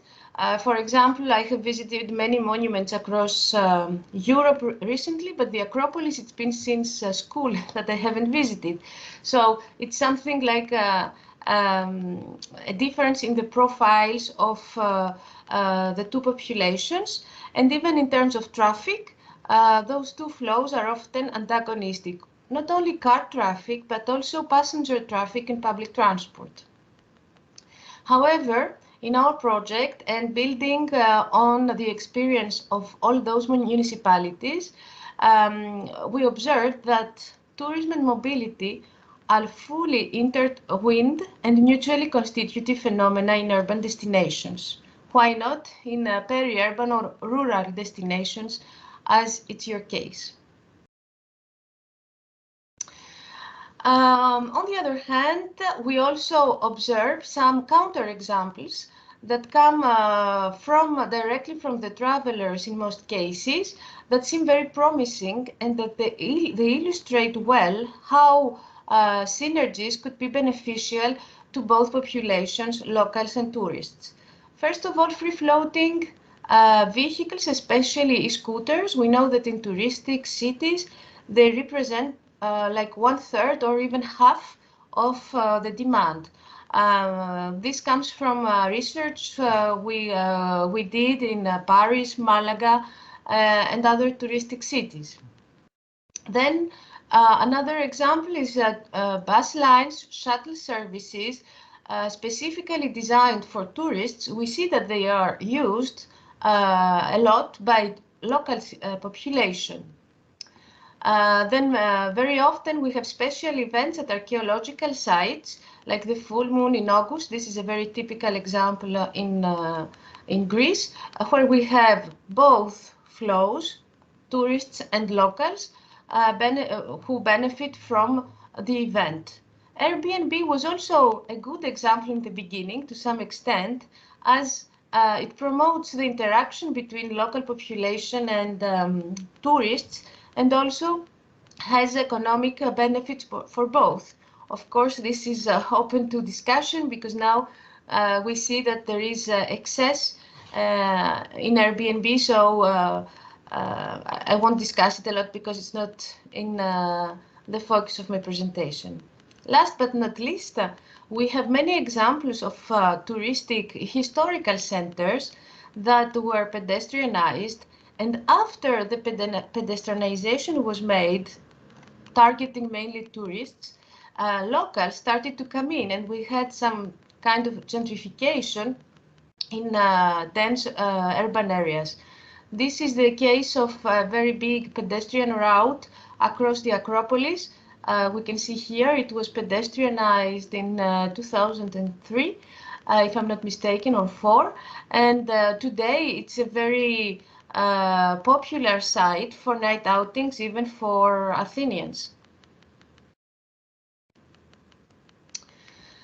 So we observed the need for an integration of both mobility needs, tourists and locals together, and we identified 7 watching points. I underlined here those that I find more relevant to trails as well. So first, combining efficiency and sustainability with leisure and amusement. Second, tourist mobility depends on local infrastructure development. Then, they should be conditioned by visitors and tourism activities. And when we say here visitors, we mean the profile of the tourists, because every region has different profiles. You mentioned earlier about the Compostela route, where we have more religion tourism. It could be other types of tourists with other profiles, and we have to accordingly adapt the offer of tourism activities, and also the type of infrastructure. If it should be 100% accessible, for example, or if extra care should be taken for people who have difficulties in walking, who get tired fast compared to to trekking, where we have more fit individuals that want to travel around. Then we observe the need for coupling and understanding of both sectors. Digitalization is certainly an opportunity. With the development, we had the example of Zadar in Croatia, where there was the development of a new app with all the paths for cycling, why not also for walking, and it was combined with other touristic data about the sites, the history, or even spots for accommodation or meals on the way. And also it worked the other way around, because with this application, the city was able to collect data about where people were cycling to, and they were able to create something like origin destination matrices that are very important. So I think this could also be a big opportunity for trails. And the maps, of course, signage, as discussed before. Then in the end, we identified that COVID-19 could open a new scenario towards sustainability, because we observed at the time, I'm not sure it's still the case, because this year we observed very massive flows of tourists. But anyway, I think that tourists now, we have more slow tourists, as mentioned before. We have more people that are looking for less congested activities and services tailor-made. So this, I think, plays in favor of cycling and walking.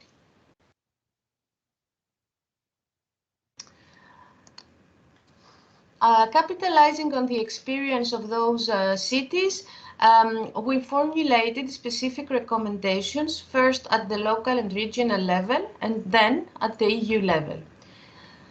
Starting from the local level, there is a very important need to integrate tourism-related practices in the mobility planning and management agenda, be it the city or the region. For example, in the SAMPs, in the urban mobility plans, sustainable urban mobility plans, we rarely find elements on tourists. And now I think it's the period of revision of those mobility plans, and it's a big opportunity to introduce tourism in the analysis. Then collect and share tourism mobility information and data, and also the merge of mobility and tourism data it has not been done so far, and it's something that could enrich the understanding and the knowledge of both populations' needs, because we have one service in the city that works on mobility, another service, another department that works on tourism, and in most cases the structure of the data, tourism and transport, are not connected, is not compatible, and has to be adapted. Of course, 3, promote the decarbonization of tourism mobility, foster day tripping in a sustainable way, and promote sustainable tourism mobility through marketing and communication. There again, I think it's something that it's very important to promote what the city is doing and also create new opportunities.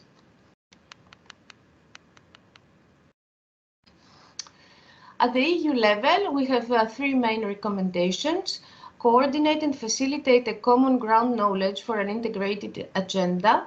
The stakeholders are slightly different, mobility and tourism, so they have to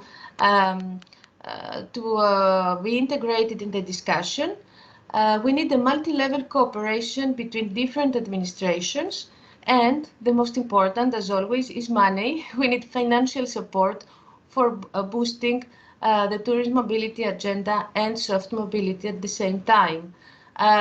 Because in most cases, what we saw after discussions with local authorities is that they feel like soft mobility is something cheap, and all the corona pistas, all the pop-up bike lanes that emerged during COVID-19, maybe in the end were not a good example, because we have it was something that was done very quickly to cater for the additional demand, but in the end of the day, people think that just painting on the pavement means a bike lane.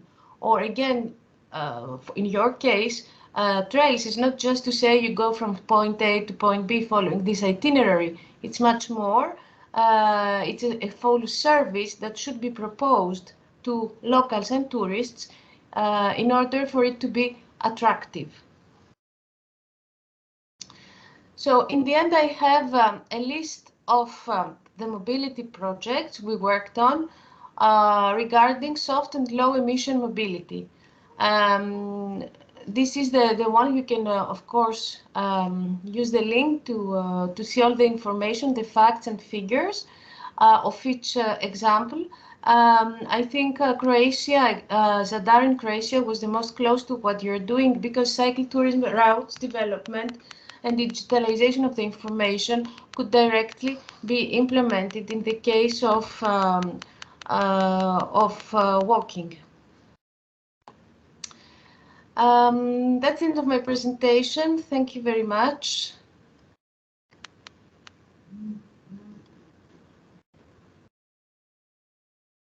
Thank you, Zoe, for underlining the important relationship between local mobility and tourist mobility in the context of sustainability.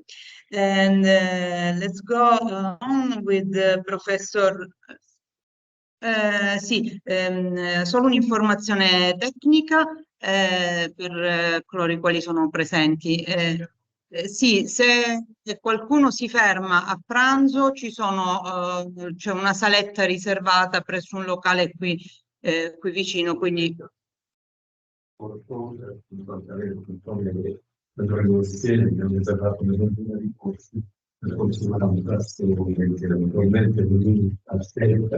Uno vuole imparare solo l'altro un po', pensavo che potrebbe però la scelta è libera, perché proprio per campo sta avendo quindi dalla 1:04 fino alle 2:30, così non fate di parlare con noi, continuare con le cose.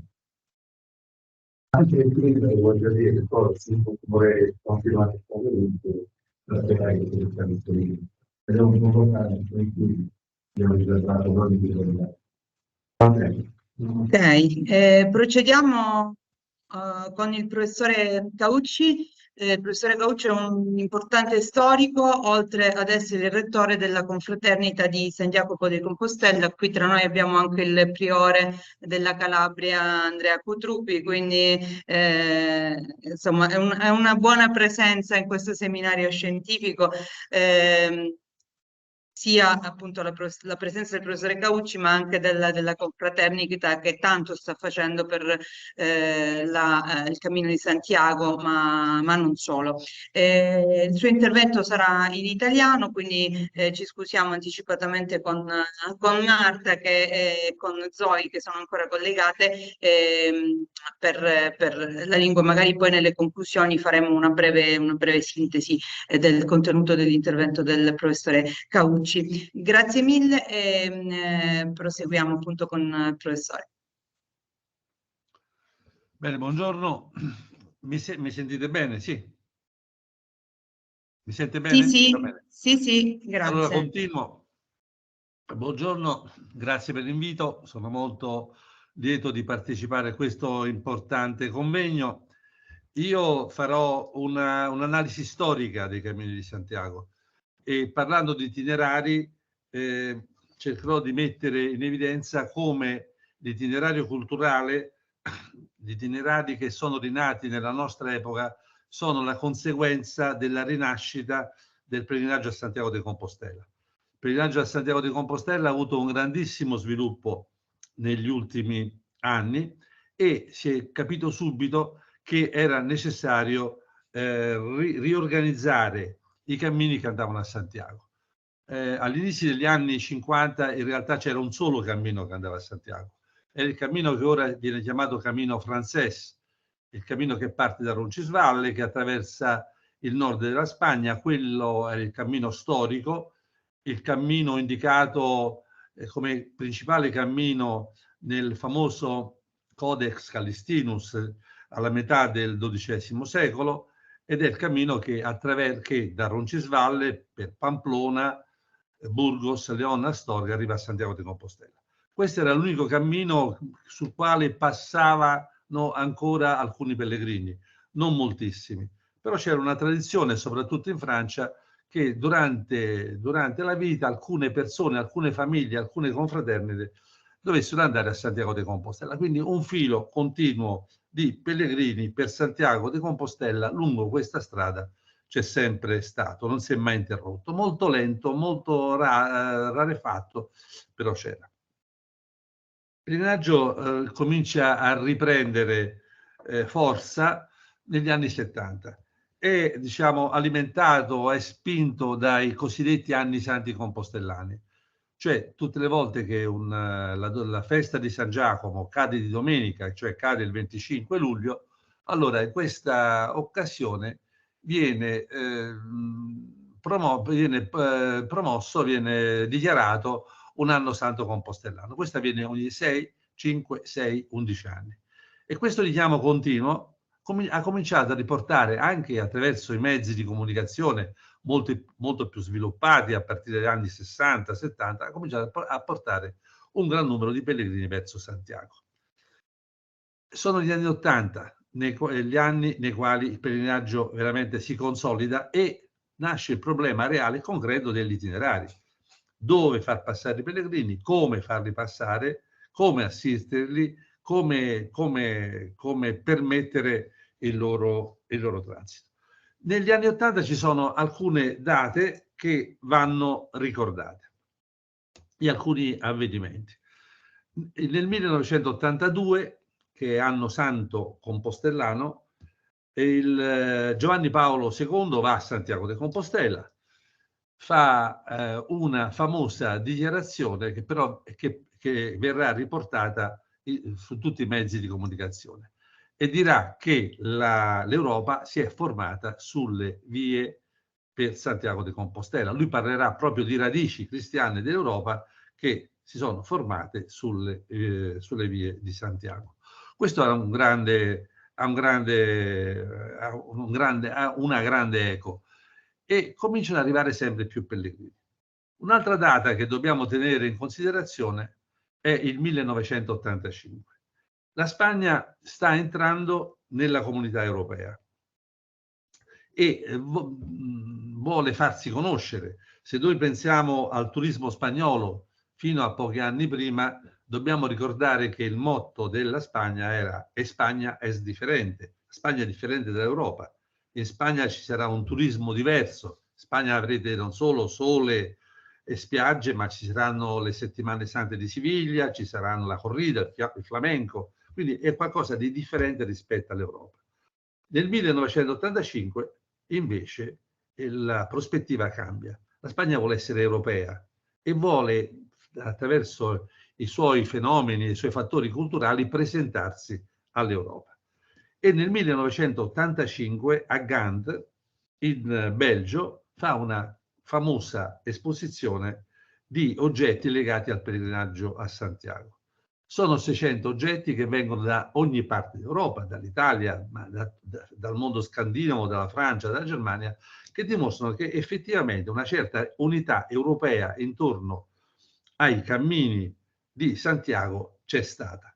Quindi praticamente si dice la stessa cosa che il Papa aveva detto da un punto di vista religioso. Il Papa aveva parlato di radici cristiane e qui si parla invece di radici culturali. Questo suggerimento viene accolto dal Consiglio d'Europa, il quale lancia il primo itinerario culturale europeo proprio sui cammini di Santiago. Siamo nel 1987 e dopo una serie di riunioni, una serie di incontri, viene formato un comitato che si occupa di questa questione. Nel 1987 a Santiago di Compostela, di fronte a 500 persone che sono sindaci di varie città, sono presidenti di associazioni compostellane che si stanno formando proprio in quegli anni, sono pellegrini, sono centri di studio, ebbene, di fronte a queste persone lancia la famosa Declarazione de Saint-Jacques, che dice praticamente quello che era stato detto dal punto di vista religioso, dal punto di vista culturale, dice più o meno le stesse cose. L'Europa si è formata sugli itinerari a Santiago de Compostela e questi vanno valorizzati e questi vanno messi in risalto. Questo mi permette ora di, che può essere utile, permettere di recuperare da quell'epoca una metodologia che indicammo. Io facevo parte del comitato che preparava questa dichiarazione, una metodologia in 12 punti che definiva quello che era un cammino storico di pellegrinaggio a Santiago e quindi anche un itinerario culturale. L'itinerario culturale si doveva a Santiago de Compostela, sto parlando di itinerari storici a Santiago de Compostela. Si doveva, per tracciare i successivi itinerari che avrebbero integrato quell'unico che era rimasto, quello che avevo detto prima, quello che da Roncisvalle andava a Santiago, per creare gli altri itinerari bisognava tener conto di questi elementi. Innanzitutto questi itinerari dovevano avere una meta. Questa meta era Santiago de Compostela, vale per tutti gli itinerari storici. Se noi chiamiamo Cammino di Santiago, quello che va a Santiago, chiamiamo vie Romee, quelle che vanno a Roma. Quindi Roma è la meta che dà senso, significato, valore, ma anche il nome a queste strade. Se noi chiamiamo via dell'Angelo, è quella che va a Monte Sant'Angelo, va bene, sono le vie che vanno a Monte Sant'Angelo, o le vie gerosolimitane, quelle che vanno a Gerusalemme. Quindi la meta ha, per questo tipo di itinerario, un significato molto importante. Il secondo punto è quello che questo itinerario deve essere strutturato da una serie di strutture di accoglienza, da una serie di strutture, da quello che noi chiamiamo struttura in spagnolo, una struttura ospitalera. E che vuol dire questo qua? Vuol dire che i pellegrini devono essere accolti. Se noi pensiamo che da quel momento in cui i pellegrini erano 4, 5.000, 6.000, ad oggi che sono 500.000, è fondamentale, 500.000 ogni anno di pellegrini che vanno a Santiago, è fondamentale averci una struttura per accoglierla, che può essere privata, che può essere pubblica, che può essere delle confraternite, che può essere dei municipi, però una struttura ci vuole. Quindi per definire un cammino è assolutamente importante, fondamentale che ci sia una struttura, ma è anche fondamentale che si riconoscano in questo cammino queste strutture storiche e quindi quelle tenute dalle confraternite, dai monasteri, dagli ordini ospitalieri. Pensiamo all'ordine di Malta, pensiamo all'ordine di Alto Pascio qui in Italia, ma pensiamo a tutti gli ordini che si sono dedicati espressamente all'accoglienza dei pellegrini. Un altro elemento che occorre verificare sono i resti archeologici, strade romane, strade medievali, ponti, cappelle, fonti, tombe di pellegrini. Tutto questo ci fanno capire che su quell'itinerario passava un itinerario per Santiago de Compostela. Poi segni specifici, c'è tutta la simbologia del pellegrinaggio, quindi conchiglie, bordoni, croci, bassorilievi con tematiche di pellegrinaggio, segni sulle facciate delle chiese, su alcune chiese, per esempio pensiamo a Fidenza, ci sono proprio dei bassorilievi che indicano per dove va la Francigena, qual è la direzione della Francigena. Un altro elemento sono i culti su queste strade, i culti legati al pellegrinaggio, quindi chiese e cappelle dedicate non solo a San Giacomo, ma anche a San Cristoforo, protettore dei pellegrini, a San Nicola, protettore dei pellegrini, sulle chiese che vanno, sulle strade che vanno a San Michele, sulle strade che vanno a Roma, San Pietro, quindi il culto è molto importante. Poi la toponomastica, molti luoghi si chiamano Spedalicchio, Ospedaletto, Spedale, oppure hanno il nome di santi protettori del pellegrino. Anche la toponomastica può aiutarci, può servirci a riconoscere una via storica di pellegrinaggio.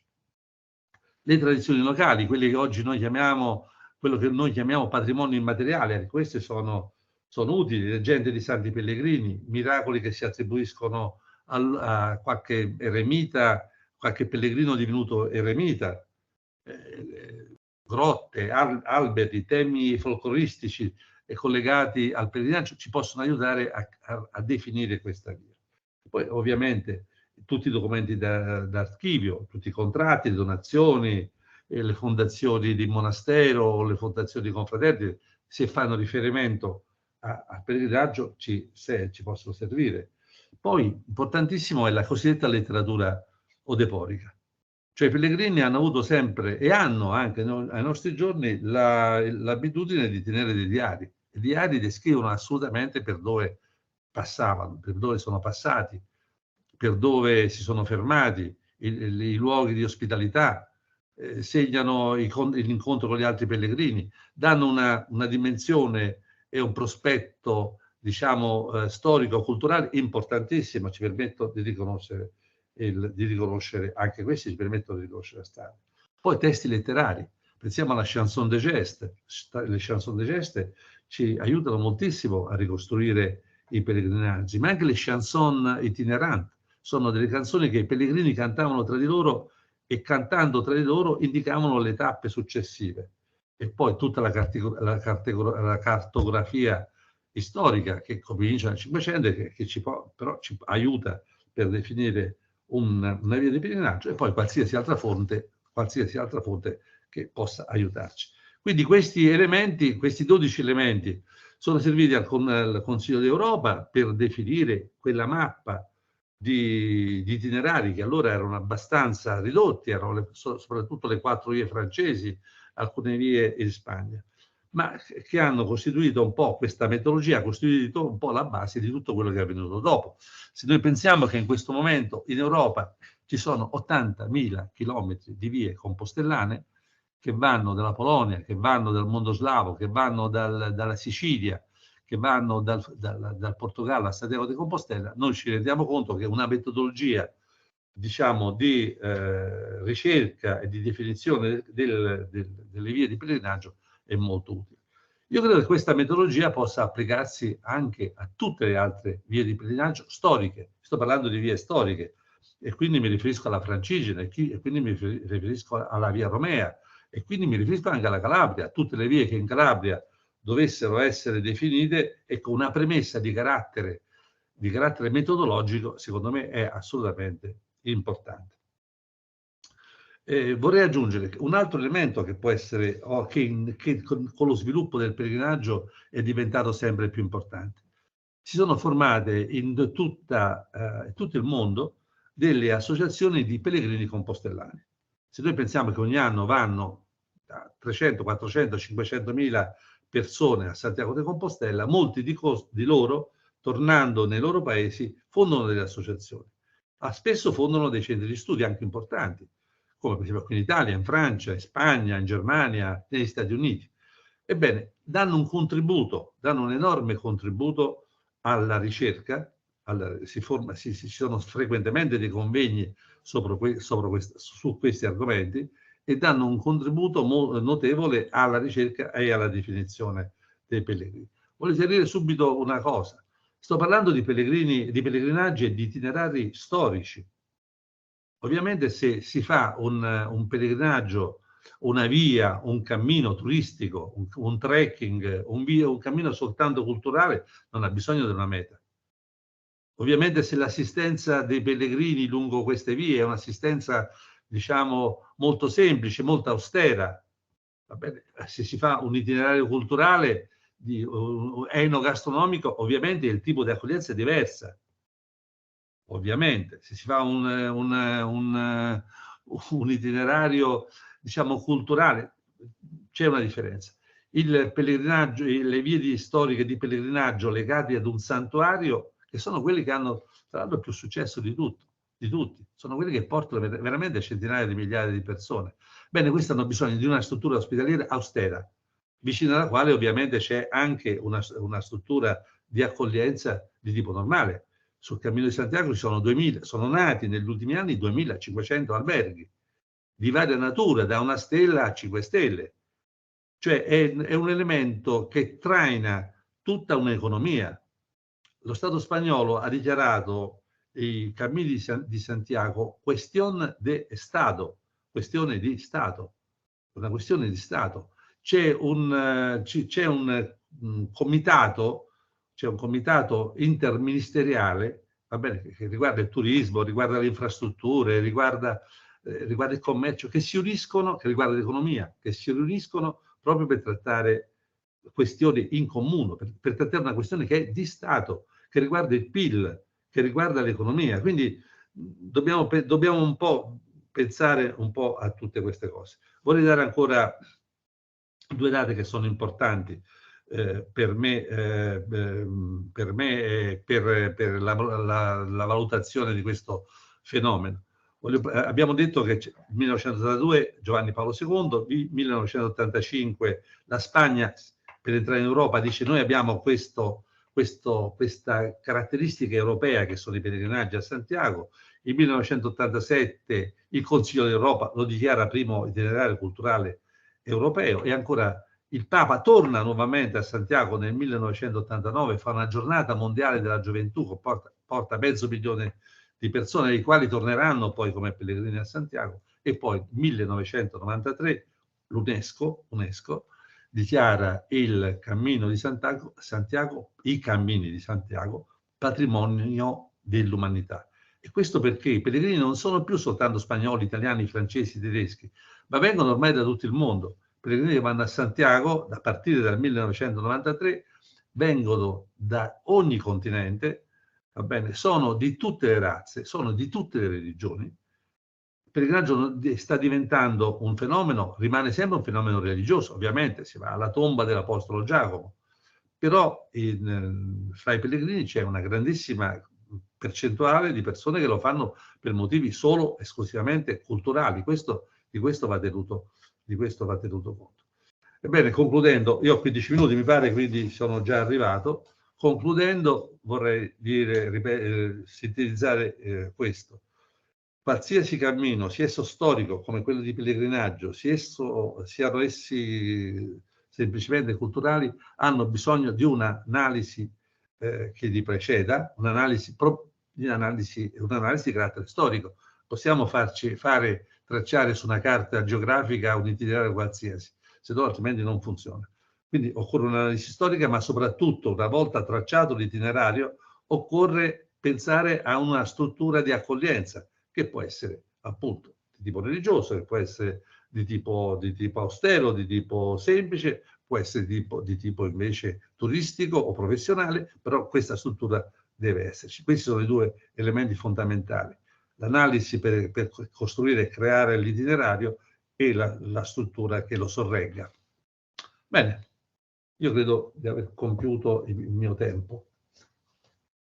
Sì. Grazie mille. Ci sono domande per il professore Caucci? No, allora, professore, le ringraziamo per l'interessante intervento. È importante aver sottolineato questi due aspetti, sia l'aspetto dell'analisi, sia l'aspetto delle accoglienze, delle strutture che devono necessariamente esserci se si vuole parlare di cammini. Procediamo adesso con l'ultimo intervento. Let's proceed with the last presentation. We have started this morning with the experience of a city, of Helsinki. And so now we are concluding with another important experience, the experience of route, the experience of the Rota Vicentina. And we have with us today Marta Cabral, who is the president of the Rota Vicentina Association.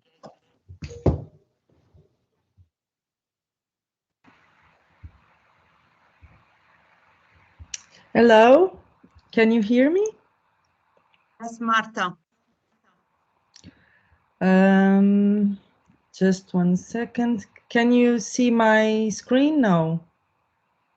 No, I don't know, maybe yes, because we see, okay, now, Just, no. I think I have to do it again. Sorry, just. Yeah, we were seeing a square. I don't know if it is your screen. And now, can you see it? Now we see just black screen. Okay, okay, yes. Yes? Yes, we see. Just try to go to move on with another slide to check that everything is okay. Okay, Yes? okay, okay, okay, please. Very good, because I only see my screen. I don't see you. I'm not super experienced with Teams, but okay, let's move on. So thank you very much for your invitation, and I would also like to congratulate you on this event. I hope you are not too tired to listen to me after such a rich morning with so much important content. But I would maybe suggest to start with a short video of 1 minute to introduce a bit the subject of Rota Vicentina. Can you hear? Can you hear? Yes, we can hear very well. Ter pedacinho de terreno nesta região é privilégio, sem dúvida, mas é uma enorme responsabilidade. É uma enorme responsabilidade. Os pensamentos são tantas raízes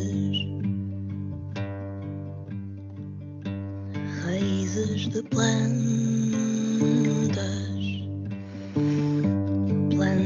que crescem.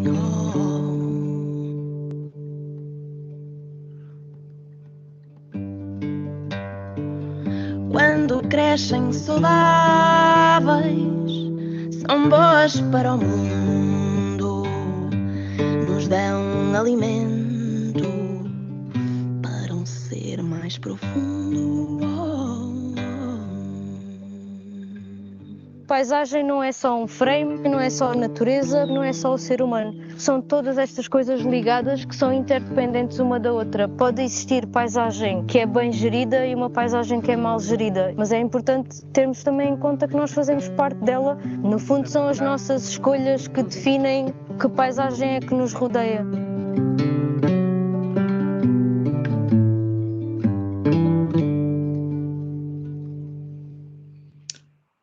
So this was a video we produced this year, but I would like to start from the beginning. So Rota Vicentina is located in the southwest of Portugal. It's a natural park, a coastal natural park. And I would say we have a lot in common with your region from what I heard today. And especially the fact that this is a coast, but not only a coast. And this is exactly what this video also tells us about. So a little brief history of Rota Vicentina. The project started in 2008. In 2012, we launched the first trails, the Fisherman's Trail and the Historical Way.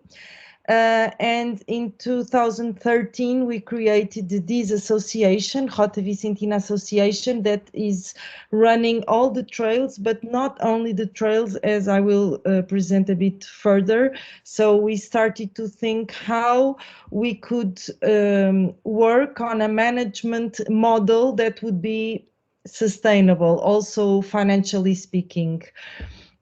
We kept working. In 2015, we launched new trails, the circular routes, loop trails. We started working with new hiker profiles, and we had this certification, leading quality trails from ERA, the European Ramblers Association. In 2017, we started a very strong investment in the expansion of the whole system, but mainly in turning it more sustainable. And someone before me says there is no sustainable tourism. I agree, but we all need to work as strong as possible to make it a bit more sustainable, or at least more responsible, how we usually put it. In 2019, we launched a new project within Rota Vicentina called ID from Identidade, identity. And this was exactly the result of all this work along the last years to work within the local identity, and this would represent our investment in a more responsible way of doing tourism. So this year we are celebrating 10 years of Rota Vicentina, and as a non-profit private association connected with the public entities, but also with the local providers and the tour operators and the tourists. So we have been working very intensely in a participative process. This is how we work, to constantly think how we want the association to evolve and what really serves the region, and how we can better respond to the actual challenges. Okay, so this is the map of the southwest coast of Portugal. On the left side, you have the walking trails, in the middle, the cycling trails, and on the right, a representation of several experiences that we promote with the local network of suppliers, local companies. So we work with, as a non-profit association, we have around 240 members, accommodations, restaurants, transportation, local shopping, artisans, tour operators, several activities, and these companies, and especially the tour operators, they come from several different countries. At this moment, 11 different countries are part of this network. We work a lot with organizing our communication towards mainly these three big concepts. ID, I already more or less presented. This idea of responsible travel, and this coast of Portugal, this part of the country, is extremely exquisite. It's really beautiful, over 100 kilometers of wild beaches, natural parks. So it's really not difficult to attract tourism to this area. The challenge is to make it in a nice, responsible way. So it's very rare that you will find promotional material from Rota Vicentina that is not connected to some kind of awareness campaigns, and always calling both the local community and the local companies, but also the tourists and the professional partners to really commit to a more responsible way of working, of visiting, of connecting. So in general, we have been building not only a system of hiking and cycling trails, they are all waymarked, and I would say with a very good quality. They are reliable, people trust them, they don't get lost, and we invest a lot in maintaining the trails and the signalization in very good quality, but also to complement this offer with programs and experiences with the local community. So more and more we try to work not only with what the nature has to offer, what the landscape has to offer, but what does it mean from the cultural and social perspective. And again, going back to this video, this is a big part of our work and efforts. We launched recently one agenda in our website where we promote markets, workshops, open activities, retreats, lots of different things happening in the area that would be interesting not only for tourists but also for local communities, the ones that offer these events, but also the ones that consume them. And they can go from biodiversity to handcrafts, health, yoga, local culture, whatever. We also started promoting an yearly event, 1 week event, where we try to promote everything that comes out of this system. We have lots of voluntary work, all these experiences, work with nature conservation projects and partnerships. So we bring everything together 1 week per year, and we also invite professional partners, the media. We work with the tourism board to really concentrate during these days a very good, rich and consistent way of promoting our work. We also work a lot on training within our own system. So it's not an official training, it's more about creating the good platform for sharing best practices and really bringing the best among the network. So this came from local guides, for example, to make them the best ambassadors of the region, the curators somehow.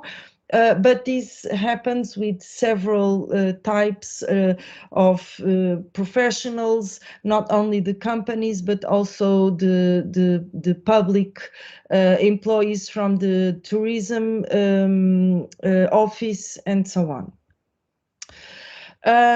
One of the important subjects we have been working on is how the through hiking single night stays really contributes for a more resilient region. And the truth is that from both economic, social, and also ecological point of view, to change accommodation every is not the most interesting model. So we are really trying to expand the average staying, either engaging with the local community, suggesting a more deep experience with cultural and nature activities, and really inviting the tourists to feel good about leaving a more positive impact in the area. We are also measuring this impact since the beginning, since 10 years ago. And we do have some numbers about how many people, who they are, how long do they stay, how do they spend their money, what's the ecological footprint. what to expect, but I underline this one.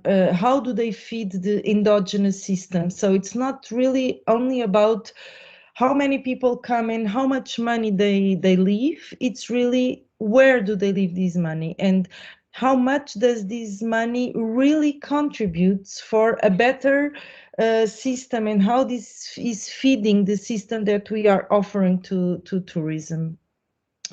So here we have some elements on these studies.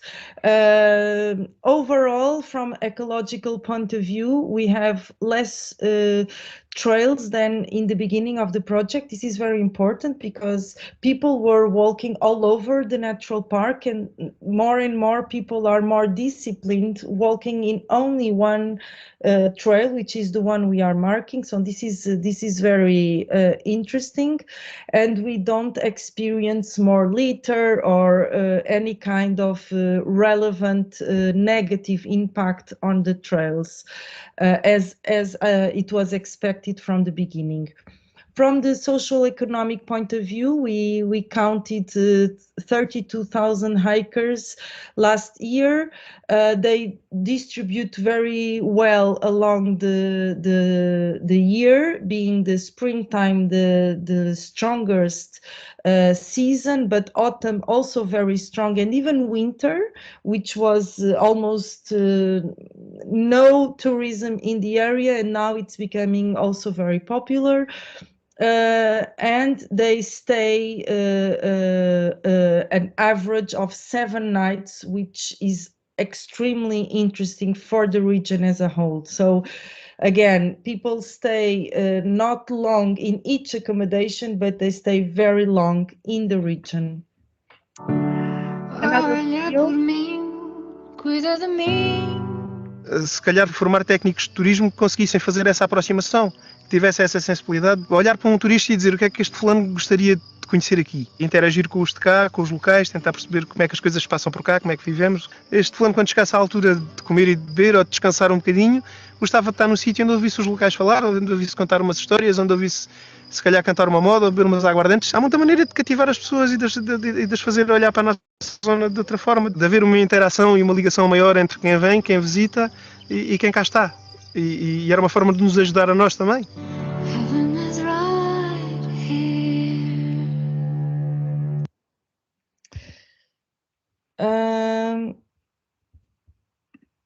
Okay, so I think I finished my time. I would just like to finish by sharing that